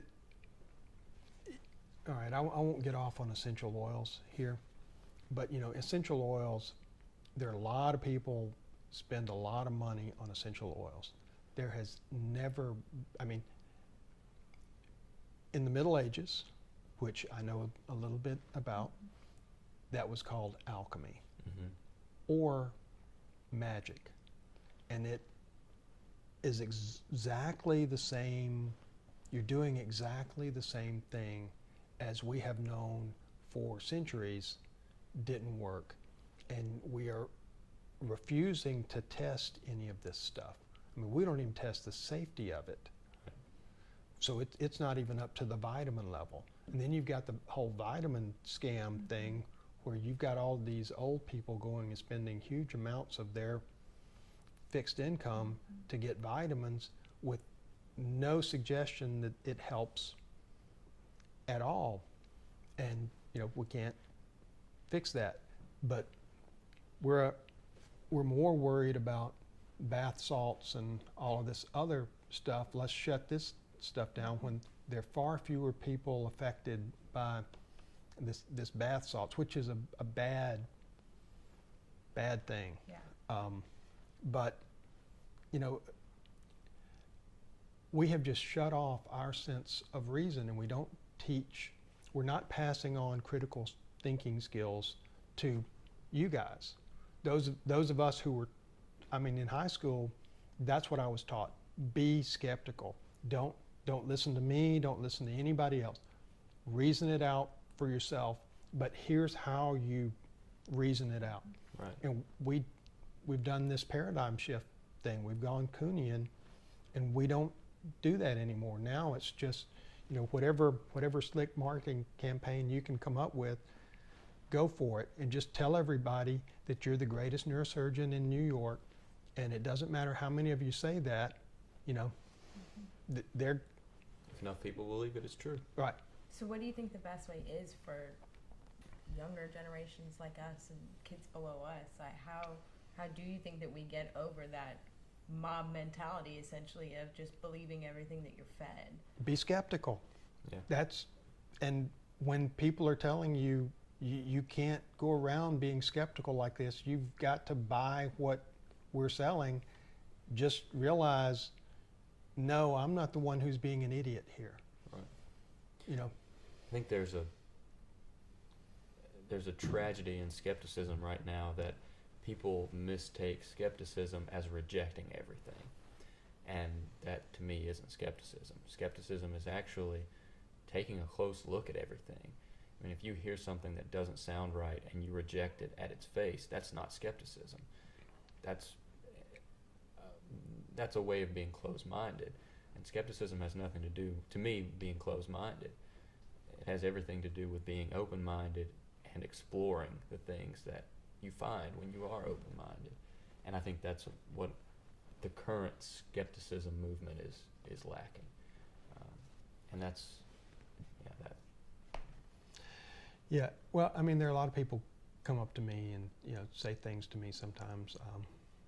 One thing that I get a lot is, you look like Mel Gibson, which I say, no, he's the short one. Right. And the other one is, you're so freaking talented. And I say, no, I only have one talent. I have the talent of recognizing when I've just gotten lucky. So I'm skeptical, but at some point you have to make a decision. Mm-hmm. And if you're so fixated on exploring your options that you can't pick what you think is the best one in a timely fashion, the door was open, you don't jump through, it closes. The anxiety of freedom. But I know how to realize, okay, I just got lucky. I don't have to figure out why I got lucky. Right. I just got to go with this. Right. And a lot of people don't have that. That's interesting because you see a lot of people now who are going through that and they interpret that as not having any options, when in reality they have all the options. They just don't make a move on any of the options. They don't know how to differentiate. Right, right. But And that's a real skill. Yeah, but I'm a gestaltist, and I think we're probably off camera when we talked about this. You know, I don't think linearly. I don't think A goes to B, goes to C, goes to D. I throw all the balls up in the air, then I just pick them and assemble them, and as I know that they should fit. Right. And that's just the way I've always been. If you read my Facebook post, I don't sit there and diagram how I'm going to write something. I write it. When I get to the end connects back to the beginning, and that's just organically the way it was supposed to be. Right. And sometimes I get distracted, squirrel, that kind of thing. But yeah, I'm ADD, and most people don't understand what ADD actually is. Everybody thinks it's attention deficit disorder. It's not. It's attention hyperfocus. So I can spend 3 days of Thanksgiving sitting up playing Sid Meier's Pirates. When I'm focused on something, I'm focused on it to the exclusion of everything else. And if I'm not focused on what's going on in the classroom, You're all, so be it. Right. So my 6th grade teacher used to let me go get the Encyclopedia Britannica anytime I wanted to. So I basically read the Encyclopedia Britannica in my 6th grade class. Yeah. And I retained a whole bunch of it, but I was supposed to look, I'm supposed to look one thing up, and I would read everything that interested me till I got there. The key to retention seems to be interest. Well, okay. So I used to write aphorisms when I was in junior high and high school. One of them is, everyone's a genius in their own dumb little way. Another is, it never hurts to look interested. Right. The key is, you have to be able to make yourself be interested in things that ordinarily would not interest you. And then as you expand your mind, your area of interest, you begin filling in the holes in your knowledge. And that opens you up to other holes. That makes sense, because if you hypothetically only pursue the things that interest you, then you're going to put yourself in a box, unless you're one of, 1 in a million who is interested in everything, and then you don't have any need to force yourself to be interested in the things you wouldn't normally be interested in. I don't think there's anybody who was ever interested in everything just organically. I mean, we tend to want to play to our strengths. Some of us like the challenge of playing to our weaknesses. But another thing is, another aphorism or truism is, we're all dyslexic in one way or another. Some of us have things that are measured, others don't. So we talk about IQ levels, and people are like, well, your IQ level is off the chart. No, it's not. But there are very different aspects of intelligence. There's emotional intelligence. There's language skills, there's math skills, there is abstract thinking. There are a lot of different things that we don't measure. And we tend to try to measure what society values or what we value as society. And we need to look at ourselves and find out what we value. There's a concept called love languages, and there are 5 of them. And if you're talking to somebody and you've got different love languages, then you cannot understand that they love you, because what they're telling you doesn't make any sense to you. And neither does what they're telling you make any, it's bad communication, because you don't even understand that you interpret love signals differently. And that has to do more than genetics, with your experiences. So if you never got gifts growing up, then gifts ain't going to be your love language, or maybe it will be. Right. Maybe having, receiving a gift is very meaningful to you. Gifts mean nothing to me. That's like some people like to cuddle and stuff. Other people, it freaks them out. They don't want to be touched. Like, yeah, I have that in my family. I have one relative who she loves to cuddle and be touched, and he hates it. And it's a big divide in their relationship. Those kind of things. It's the Germans who are very walled off, and the Latins who are very touchy-feely people. But yeah, that's exactly it. The closeness conveys exactly the opposite to them. Yeah, it's amazing the way that we can misinterpret other people when you have communication barriers or like the love language barriers. It's amazing how we can misunderstand each other, and if we get over that barrier, I feel like we would be so much more connected as a people, that if we really kind of break down those walls that we put up ourselves a lot of times, that you really can get to know somebody a lot better, understand somebody's backstory, understand where they're coming from and those kind of things. And it's really hard for people to kind of get over that. Yeah, but that intimacy requires turning over control to some level. And most of us are very uncomfortable turning over control of our sacred space. It's a big discussion we've been having lately, is kind of about community and the aspect of, he's been, like I said, reading a little bit about in the Greeks that everybody, they kind of shared children. Children were raised by multiple mothers and things like that, and so that sense of community is very distant to him. He reads it and he's like, I don't understand how some of these kind of work, where to me it makes a lot of sense, and I wish there were aspects more like that in the communal sense and things like that. And so I can even see it when we just talk, theologically or philosophically. When I was in college, and I think I was probably a freshman, somebody came and gave a lecture that was entitled The Breakdown of the Bicameral Mind.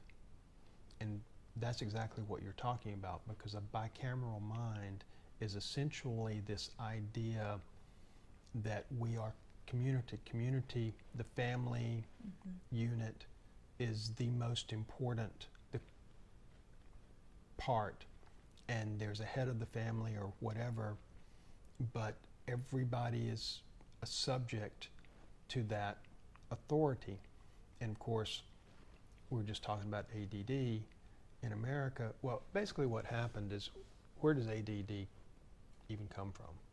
Well, mostly comes from Great Britain, England, Ireland, Scotland, and it was farmed out.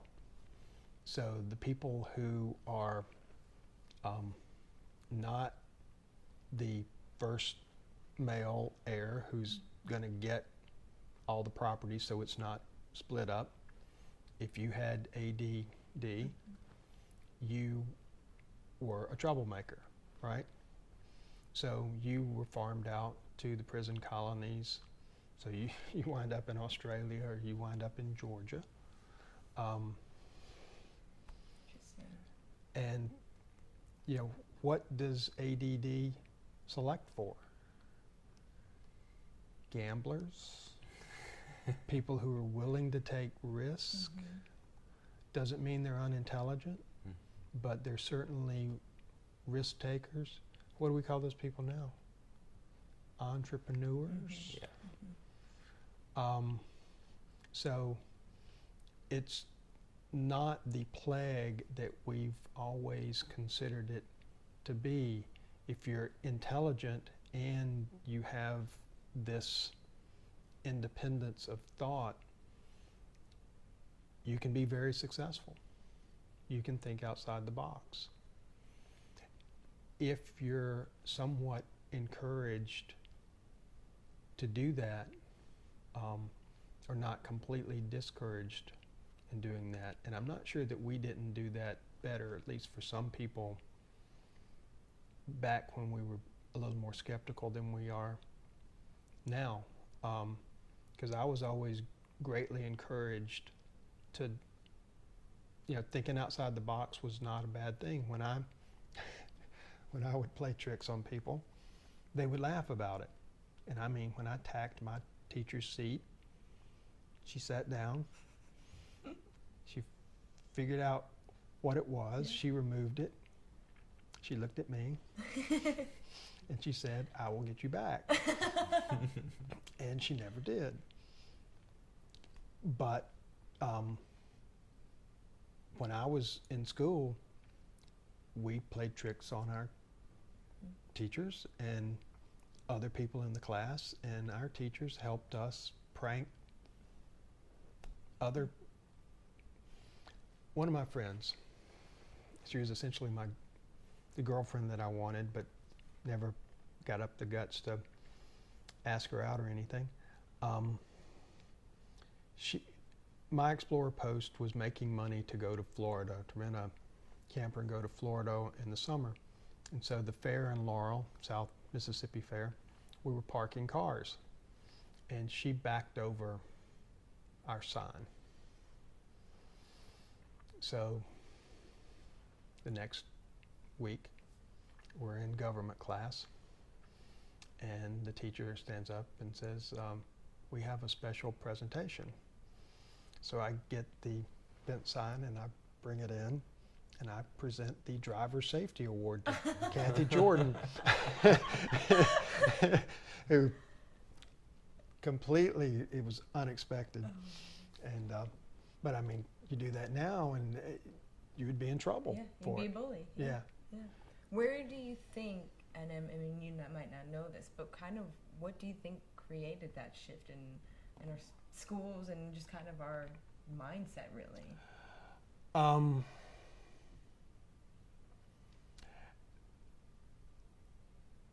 Well, we got to the belief that we encourage people to be creative by giving everybody a trophy. And that's a problem, because when you get into the real world, they don't give you a trophy for poor performance or making bad decisions or not doing anything. Even adequate performance. Right.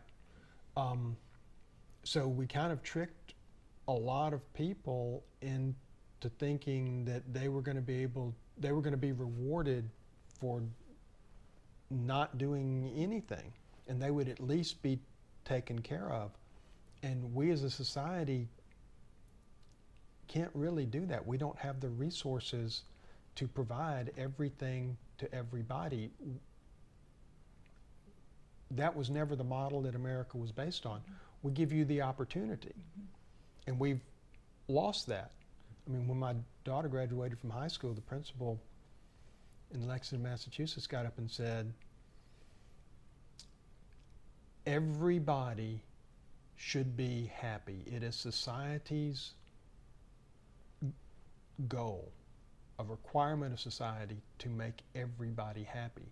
No, we can't make everybody happy. You have to participate too. You have to add value and participate. So we've gone so far away from this bicameral mind idea, this community, toward individuality for political reasons. It's the communist model. The state provides everything for us. Well, the state really doesn't. We provide everything to the state. It's a false model. It's not a sustainable model. But if you read Saul Alinsky, Rules for Radicals, his premise is do whatever you can, do whatever it takes to seize power.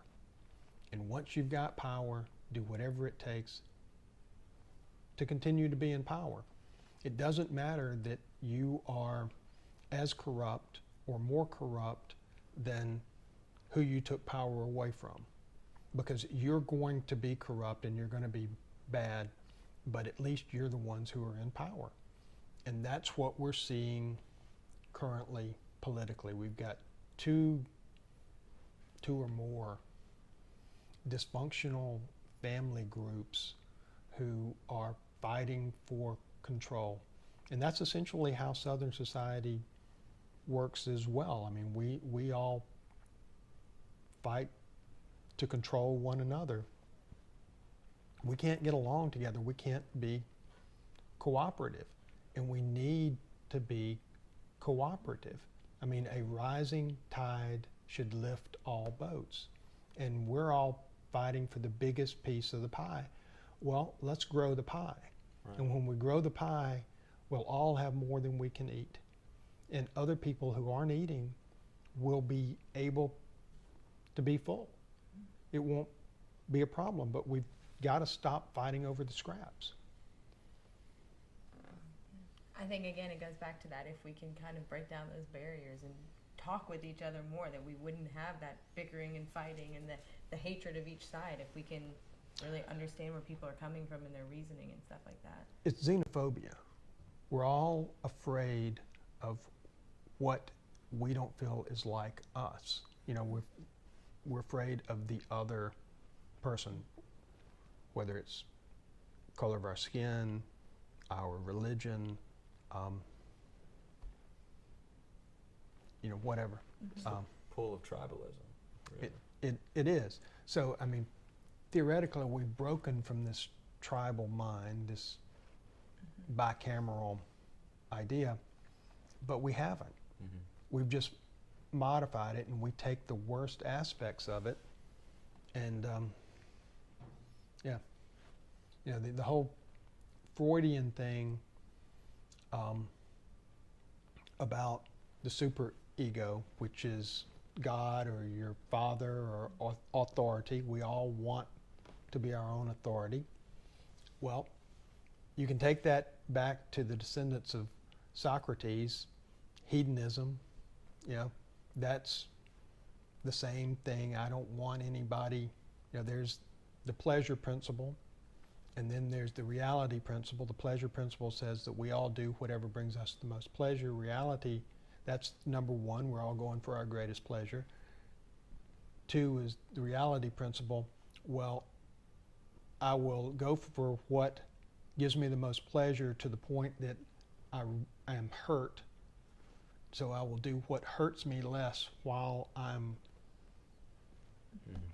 pursuing my pleasure. But I mean, you can take it all the way back to the Garden of Eden, Genesis 3, if you want to go.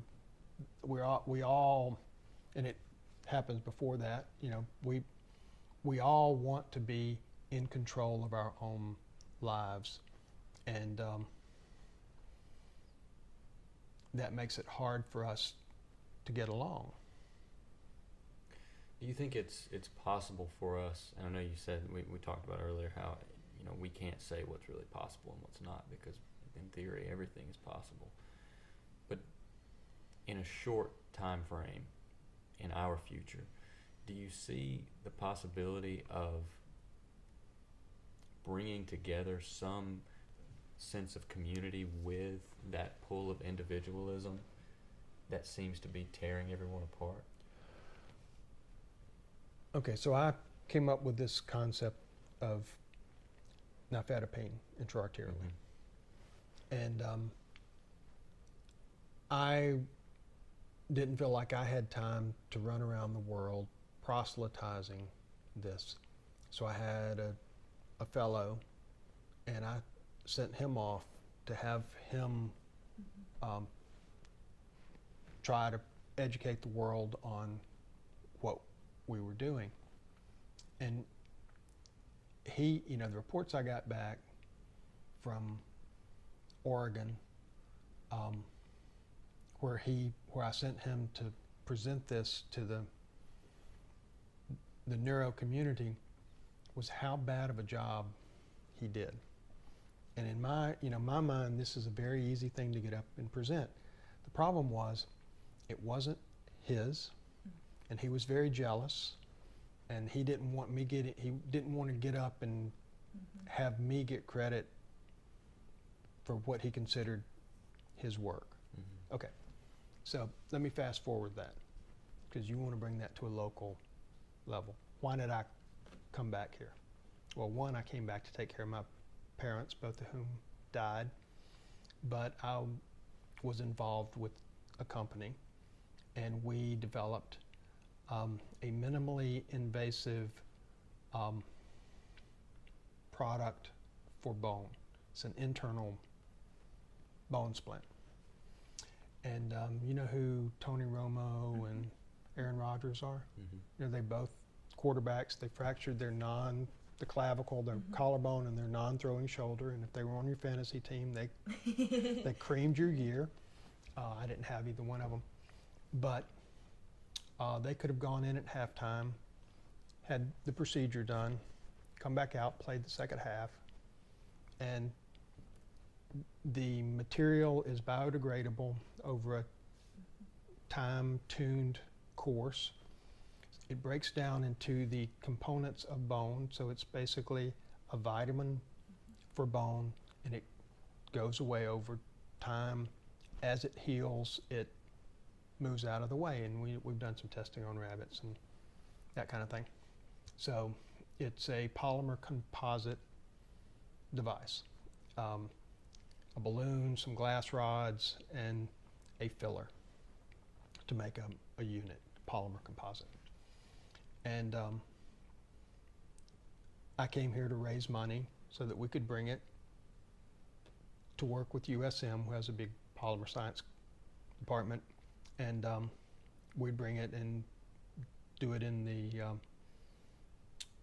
Howard Industrial Park in Ellisville. And it's only about $10 billion, so it's not that big of a deal. It's only slightly larger than the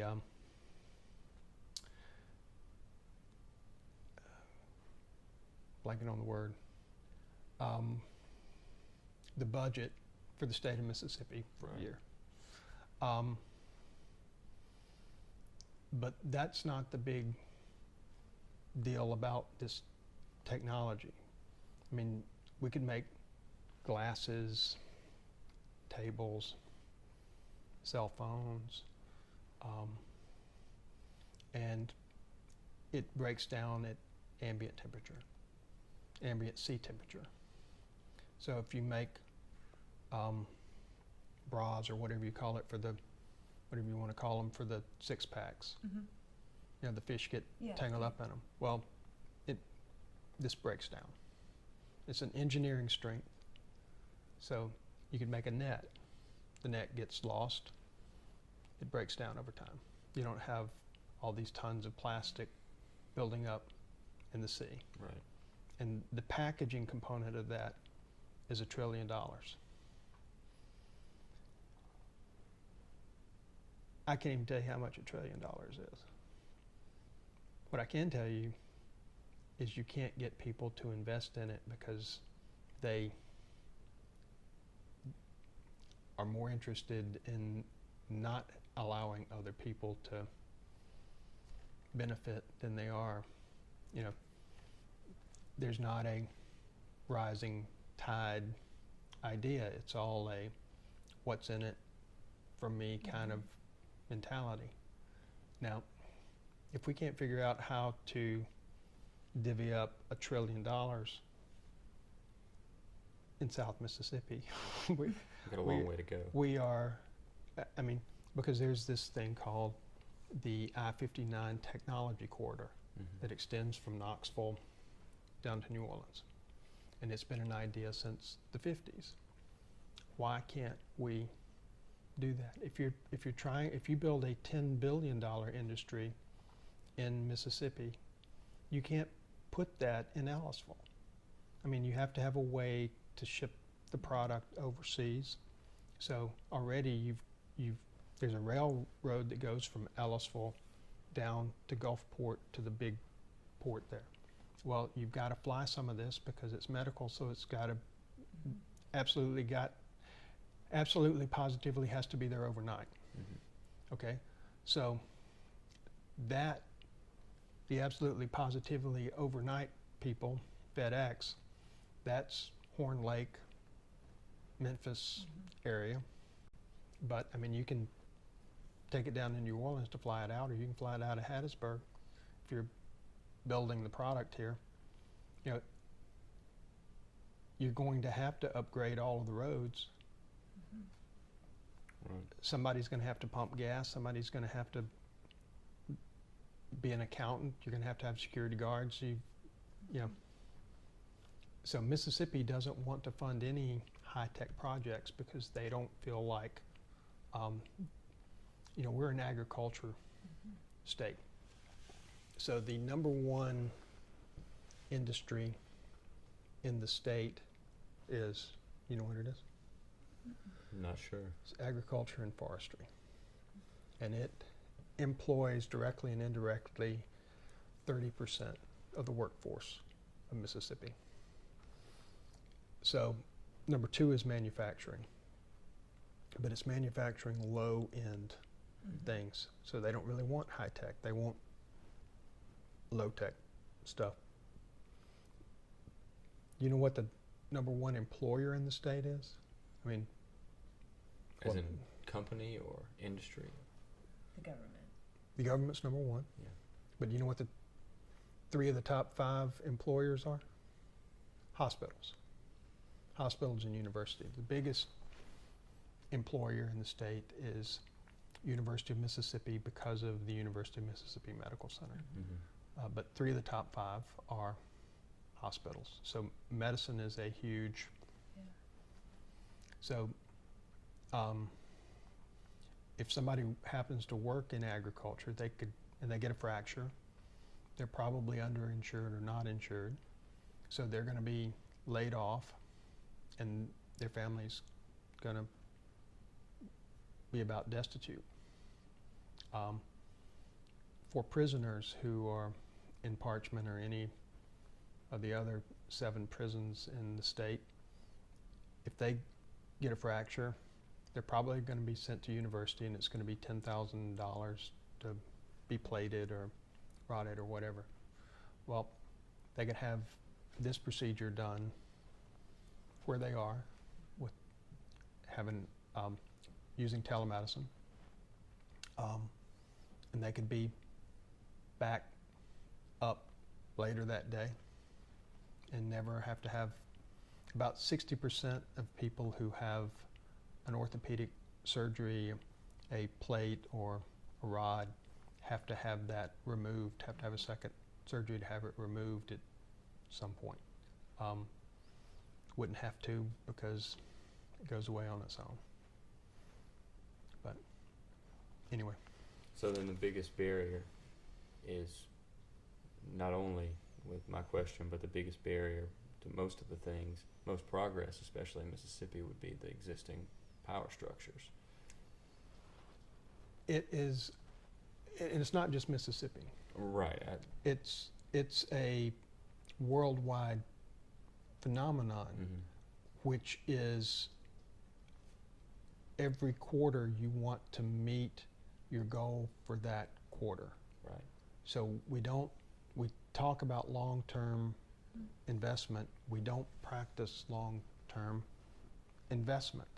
We don't look at things from a long-term perspective. We look at them from a very short-term, short-sighted perspective that is wholly based on what am I going to get. Right. So coming up, so if you use the angel model for funding, the angels are the first people to come in before you've got any kind of a viable product. That is done with the expectation that 1 out of 10 projects is going to be successful, and it is going to fund not only all of the other 10, but it is going to fund a profit on the investment for all of those other 10. Right. So not only successful, it's but got wildly to be successful. it's got to be wildly successful. So even they don't want to jump in on things, even when it looks like things are going to go well. Oh, the other part of it is we could actually grow the majority of the resources needed to make this. Well, I mean, an agriculture state. Or you can make it from trees. Yeah. So that would give you another potential revenue stream for the forestry and the agriculture industry. So one of the problems that I see when I look at not only our economic society but our governmental structure is how much power that industries have within our government now. Do you think that that power is the reason that there's so many investors who won't touch things that could be disruptive? I think it is people who don't want to touch things that could be disruptive that empower the government, not the other way around. Really? Now, this idea, conspiracy theory, all right, the Illuminati. If you're going to believe in the Illuminati, you have to believe in a group of people who are working together long term for a goal that has not been achieved. Mm-hmm. So you're assuming that all of these people are willing to devote their entire lives to something that no one before them has ever attained. Mm-hmm. I don't think that is rational or feasible. If that were the case, then Trump wouldn't have been elected, right? So, I mean, you're given way too much credibility to people working together. We don't work together well, no matter, we look at our short-term goals. Yeah. And when we can align our short-term goals, which is what Saul Alinsky says, he says, don't lie to your opponents because they won't believe you. Lie to your constituents to get them aligned. Mm-hmm. Right. So that you have power. To get into power, and then once you... Mm-hmm. So no, I don't believe in a conspiracy because it just takes too much communication. I mean, communication coordination that we're just not capable of, because if you've ever been in a conspiracy, if you've ever been conspiring to do something, even if you're plotting to pull off some prank, everybody that you're plotting with is wondering how you're going to prank them, mm-hmm. right? How you're going to get the upper hand right. of the deal. Mm-hmm. Yep. And they're doing the same thing to you. Mm-hmm. So you're wasting so much time and energy trying to keep from getting pranked and pull it on other people that you just can't be cooperative unless everybody just doesn't like the other person, or it takes some super motivation to getting even something simple pulled off. To get past that skepticism of other people. Right. Well, the unhealthy skepticism, because that's not, skepticism is healthy mm-hmm. when it's helping you to get to an improved knowledge level, mm-hmm. something that's functional. When you're completely right, John. It's irrational when you're just going to cut off everything that somebody says. But a lot of us do that based on wives' tales. or for religious purposes, or other things, we misinterpret something, or our parents or grandparents told us this, and that's our story, and we're sticking to it, and that's not a healthy skepticism. I feel like a lot of people have a certain set of beliefs, really, that they won't touch, and anything that they won't question, and anything that someone else says that could even be interpreted as questioning that set of beliefs, they will completely just stop. I mean, they'll stop the whole thing, and I think that's a facet of unhealthy skepticism as well. I think you're leaving out one aspect there. I think that I am more than willing to examine things that apply to me. Mm-hmm. I am not willing at all to examine things that apply to you. I want to control you. And to control you, I need a set of rules, which don't apply to me. Right. But they apply to you. And don't you be putting your rules on me. Right. So we're all fighting That's for control. I feel like we're constantly trying to put people in our shoes, trying to make other people understand us and things like that. It's a really interesting point. We're playing mental chess and emotional chess with everybody, and it's all a reward benefit paradigm, but it's not really, because we're not really playing by equal rules. You've got to please me, but I don't have to please you. Mm-hmm. And as a matter of fact, I win if you please me and I don't please you. Right. If I don't put any effort in and you put in maximum effort, then I won. And if we're going to do that with the people we love, how are we going to treat the people we don't like? That says a lot about how we value people.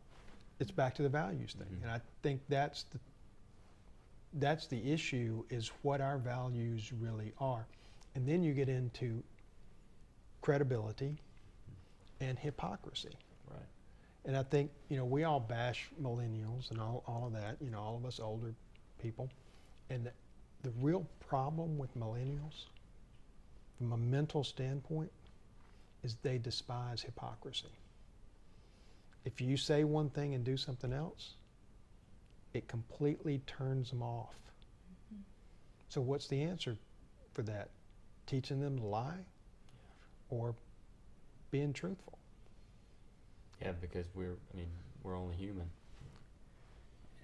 If you discredit someone for one instance of hypocrisy, even though they may have 1,000 good things to say, you're never going to learn from anyone.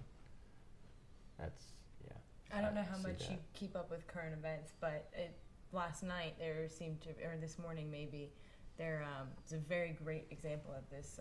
Sarah Huckabee Sanders was told that she couldn't enter a restaurant in Washington, D.C. because they didn't agree with the president's agenda. And so it's essentially the same thing that, they just voted on in the Supreme Court with the gay marriage cake, that they told him he didn't have to let them. And so she tweeted, how dare they, people shouldn't eat here anymore. And people were like, didn't you support this on the other side? And so that's the exact, I want them to do it, but don't do it to me. And so I'm not agreeing, with politics or anything like that, but it's just a very good current event example that's going on right now that seems to have caused an uproar when I went on Twitter this morning. But that's the way all of us want it.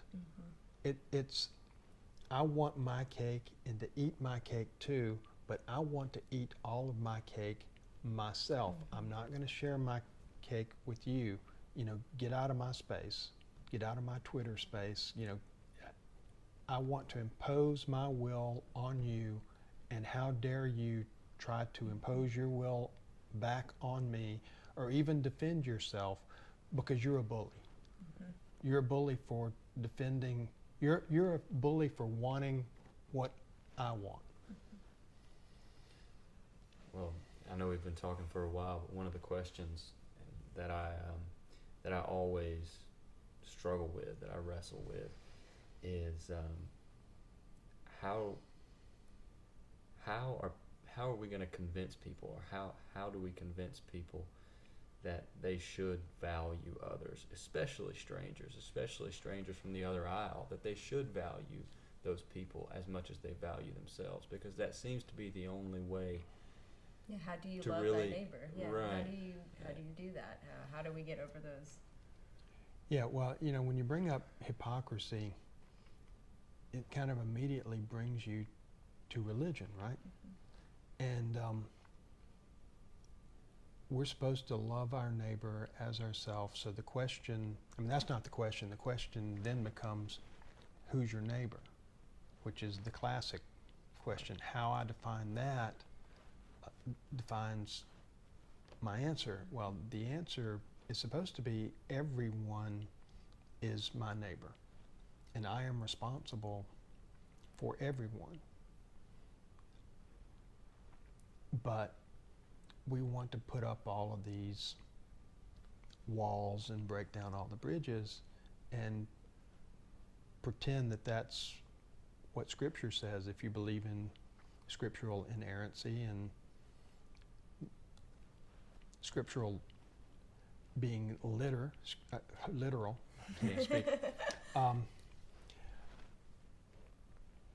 then you're supposed to accept the most open interpretation of it possible. It should apply as broadly as possible from a practical standpoint. Theology doesn't matter nearly as much as practice does. But we all seem to forget that by about midnight Monday morning. All of that's worn off. So in practice, that doesn't apply to me. I'd rather talk about rocket science. You know, I'd rather talk about something that can confuse you so that I don't have to deal with the question. You know, it's all chaff and flares. But that winds up in hypocrisy. We're presenting I love you as tough love, and we don't understand what tough love really is. I mean, tough love isn't beating our children.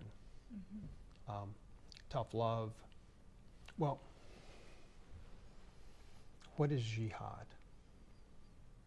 It's a tough question. It seems, I'm not even going to get into it. I feel like what we're hearing on this side, and it's not even what jihad even really is. Jihad is an internal struggle, much like Christianity. It is supposed to be.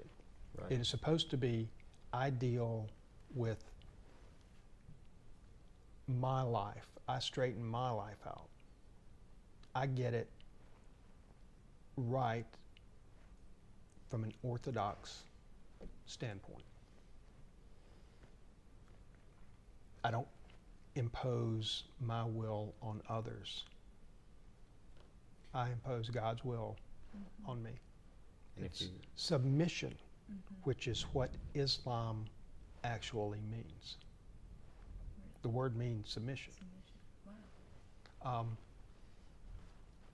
But it's all supposed to be from an internal perspective, internal submission, internal struggle, and you know, that seems, it's difficult, but that seems like a great thing to get to the point where internally and as yourself you can submit to some orthodoxy, some set of rules that you feel guides your life in the best way possible. And then if you do submit to some orthodoxy, then in theory you wouldn't have the will to impose on others. You wouldn't have the need to. Not if you value submission. Right. Right. Now, I don't believe that all religion is equal. I believe that there is a right and there is wrong. Right. And I believe that it's important to get it right. Unfortunately, I just don't know what right is all the time. Right. And that's the hardest part, is to be religious and to be in the cloud of unknowing. Because that requires faith. It does. And I mean, a lot of people who don't believe in God say that we have facts, you have faith. No, we all have faith. Because unless it's proven by the scientific method, it's not proven. And what's proven by the scientific method? Even the laws of science aren't proved by the scientific method. Even the math isn't proved. A random number does not exist. A random number is picked from a list. So it doesn't exist. So how do you answer that question? You know, how do you get to the basics of what is proved? It's all faith. I mean, whether it's acknowledged faith or not. It is faith. It's a question. It is a question of what you believe and how deeply you believe it.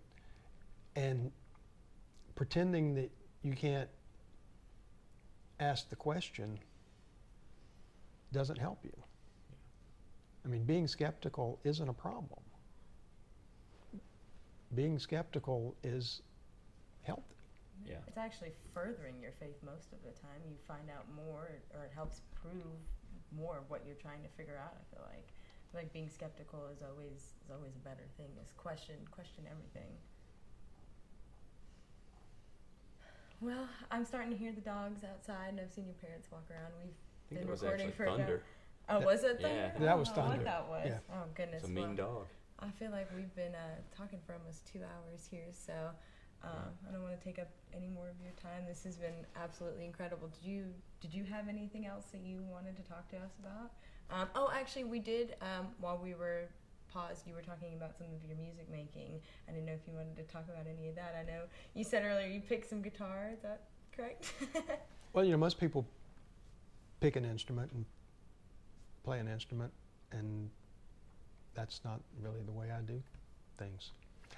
I started writing music, and then I said, well, I might better learn how to play something before I... Actually, Nashville told me that I needed to, what I submitted wasn't good enough, so I might better... How to learn a little bit more. Well, yeah, stick to time, not just wander all over the place and other stuff like that. That must be hard for you if you're not a very linear person to make music in a linear sense. No, it just all falls together.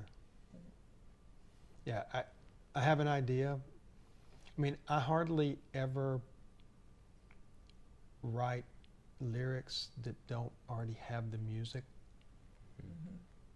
integrated. I just have to figure out what the music is. Sometimes I come up with music that doesn't have lyrics, but... Well, I know that what you sent us was a bit of a, I think you called it techno style. I enjoyed it, and it had no lyrics, so that's... It actually has lyrics. Really?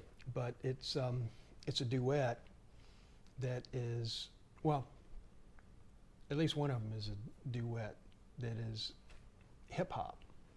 Ah. So the one that has the kind of the fast drum thing on it, that's hip hop duet, which my voice is not high enough to, so it didn't sound that good. Had to find somebody else to kind of help you out with that. Yeah, I might, yeah. Which, okay,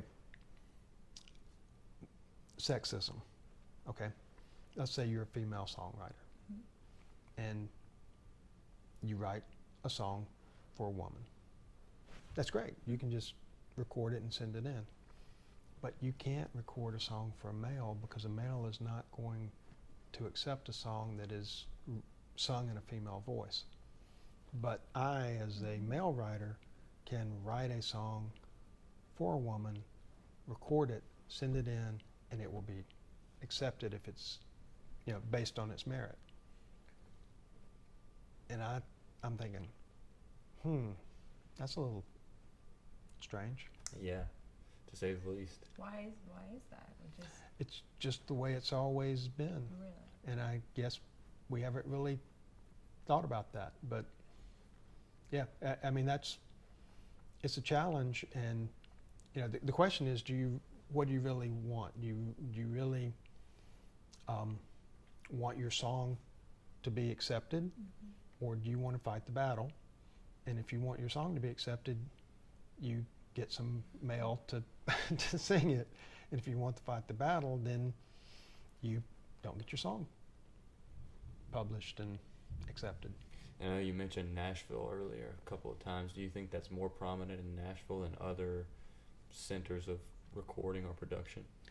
Not as far as I can really read. I mean, yeah. The research I did on it doesn't seem to suggest that.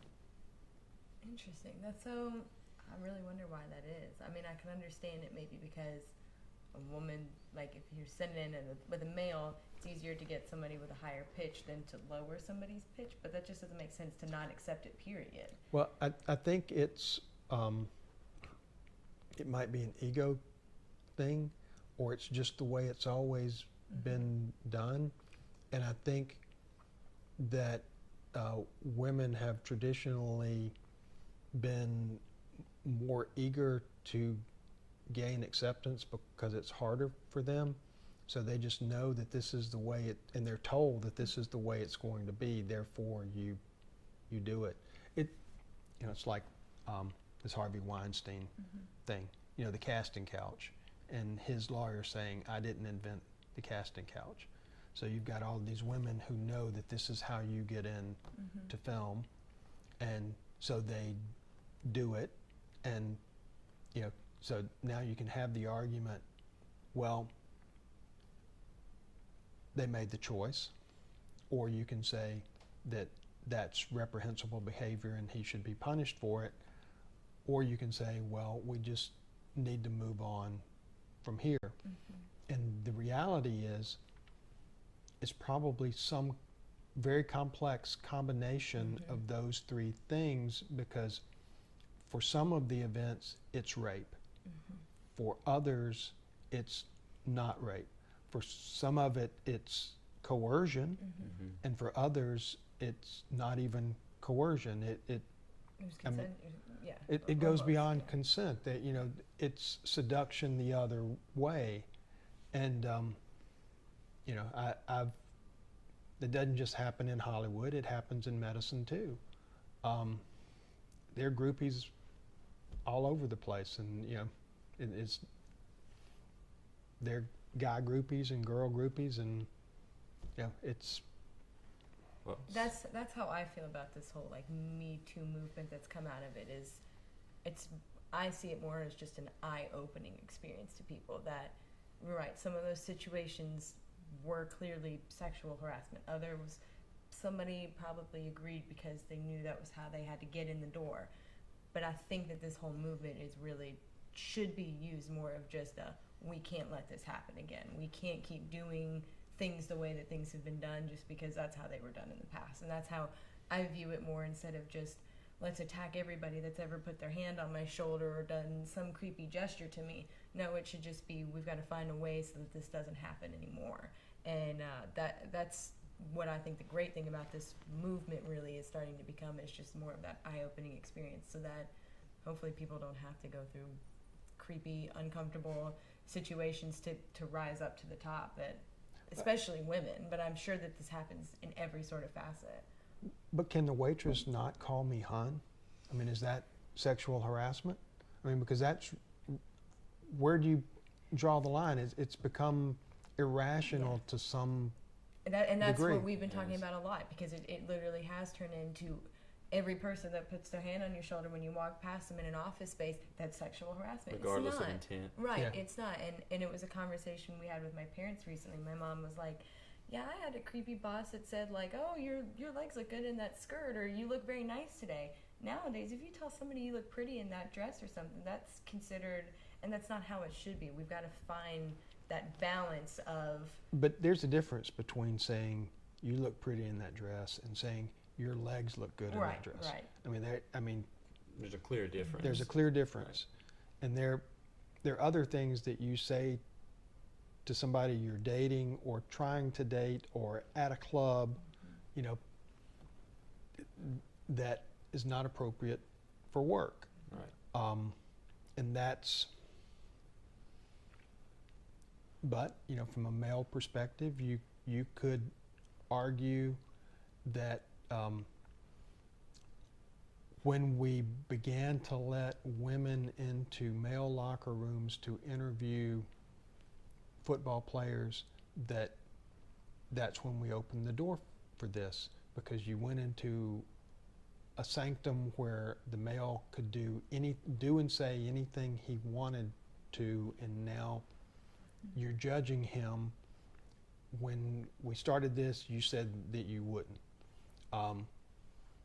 But I mean, then there the whole lyrics to rap song things. You know, when you say certain words, it's racist if you're of a different race, but it's fine if we.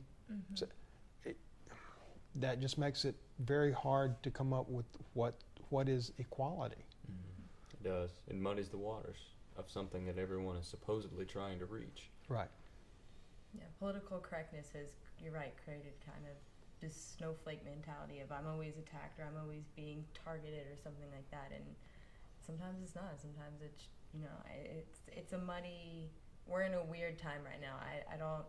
I'm interested to see kind of where we're going to progress from here. If we're going to have this scared culture that's never going to say anything to anybody, or if we're going to kind of find a compromise of how we can have these move forward and things like that. I don't know. It's just we're in a very, very weird time with all these sexual harassment and stuff like that. You can't have a legitimate culture that pushes this politically correct mentality at the same time that they are pushing an agenda where pornography is perfectly fine. I mean, you just can't. They're contradictory. They're contradictory. So how do we resolve that? It can't be everybody gets what they want, which is what the argument is today, as long as you agree with me. Well, and it's not only pornography, it's a good example, but it's just general vulgarity. But it's not just vulgarity. It is the license to do and say what I want, while being offended for you doing and What saying the same, you know, the same thing, but from a different angle. Right. And it ties right back into what you were saying about we have this set of rules for you, but they don't apply for me, and in practice that doesn't work. Because everybody is doing and saying the same thing, which just leads to friction. It does. Chaos, as you put it earlier. Which is great if you're writing a dystopian novel. Yeah. We're going to wrap up the wrap-up? Yeah, I guess this was kind of a long, but yeah, this has been absolutely amazing. You're an extremely fascinating person. We had no idea that you wrote science fiction novels and all this stuff. This has been a great discussion. We'd love to maybe link to where someone could find the books or some the of your ones you music published or or the anything like music or. Okay, on Facebook, I also had 3 blogs, which I don't really do too much anymore, but I just recently linked them all on Facebook. One of them was kind of a sarcastic political commentary. One is called Right Wing Extreme Mystery Incorporated, and it does science and all kind of other things, and I put most of the music that I put out there on that. But I'm working on new music, but I can't get it to published anything right now, but I'll figure that out at some point. But a lot of the extant science fiction stories are there, and a lot of other content on my thoughts about a lot of the stuff that we've talked about, because clearly I've thought about this. It's not, it's just things that intelligent people think about. Well, they're important things. Right. It's really the challenges that we're facing as a society and as a culture, and we're facing them. I mean, they're here. Right. It's not things that are coming or that will manifest. They're here, and if no one's thinking about them, then we're doomed to chaos. Yeah. Yeah.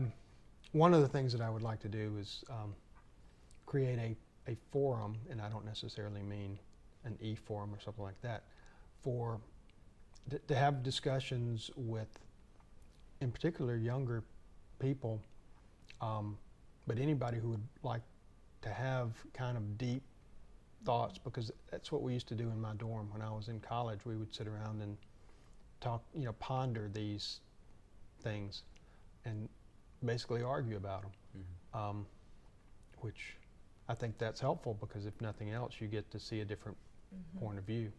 It's been a dream of mine to revive the Greek agora. I've been trying to do that since about my sophomore year of college in one way or another. So I'd really like to talk more about that if you'd like to. Love to. Yeah. Well, I guess, I don't know if you guys want me to play another song, what you want to do, how you want to wrap this up here. Yeah, play another song. yeah. Here, do you want to pick one? Pick one, anything on the album. I'll just do... That's here, like mark it in the my greatest double album ever. It is, yeah. So we're going to end again here. If I can Oh, wait a second. So you were talking about Lowell George, you didn't call him by name, when he was with Straight Records, Frank Zappa. And Lowell George was who you were talking about. He wrote the song Willing. Yeah. And got fired because it's a drug song. Yeah. And I think the reason was Zappa may have been working with the FBI. I knew that Zappa was really uncomfortable with it, but I wasn't sure that he was the reason Lowell was fired. Oh, he absolutely was. Really? They had a standing dogma that you were not going to write any drug songs. Wow. And he owned all the intellectual property for anybody who was in his band. And so, anyway. Wow. That's my roommate one of my roommates is a huge music buff, and he actually collects most of the records that we have in our collection at home. You saw the record wall on some of our other episodes, and we were talking about that, and he was speculating about, could it have been Zappa that got Lowell fired? And we were talking about it not too long ago now, but that's interesting to know that Zappa absolutely was the reason. He absolutely canned him on the spot. Wow, and Willing's such a great song. It is. It's an amazing song. Well, then Willing's just what we're going to have to end this episode with. I'm willing. So while we listen to the song, so that we don't break any copyright laws, what do you have any plans for whether it be music or continued writing or even medical work? Do you have any immediate plans lined up that you can talk about? Or? Well, I'm trying to raise money to bring this polymer composite device to Mississippi next week, first week in July. Bobby Lowe and I go on the nursing home tour playing music. The Ranch House Opry, I run their sound, so I don't know if your dad's told you about running into me and Pearl and looking over, and I'm on the board and he's like so anyway. Yeah, you're footing a lot of doors, it sounds like. You seem like you're a pretty busy man. I hang out and stay listening. I don't do anything, but I do it really well. Well, we appreciate you taking time to talk with us today. It's been absolutely wonderful. I didn't mean to interrupt you. No. I've been trying to get out here Yeah. for a long time, and like I told you, you're the first one dumb enough to ask me out here. Well, I don't know if I'd say that it was a dumb choice, but we've enjoyed it, and we'd love to have you back on if anything happens with the polymer, or just enough time passes that we can explore some of those deep questions a little bit more. You know, we're always willing to come back by. And Well, we barely scratched the surface, know. and we have plenty of stuff to talk about. I know. The next Whenever. time we're back, we'll hit you up again. But the GoPro battery's dying yet again. We've run through 2 batteries, so this First has been time we've quite a gone long through 2 time. batteries. So I'm gonna get up and shut it Okay. off before it dies again. This has been another episode of A Couple of Nothings.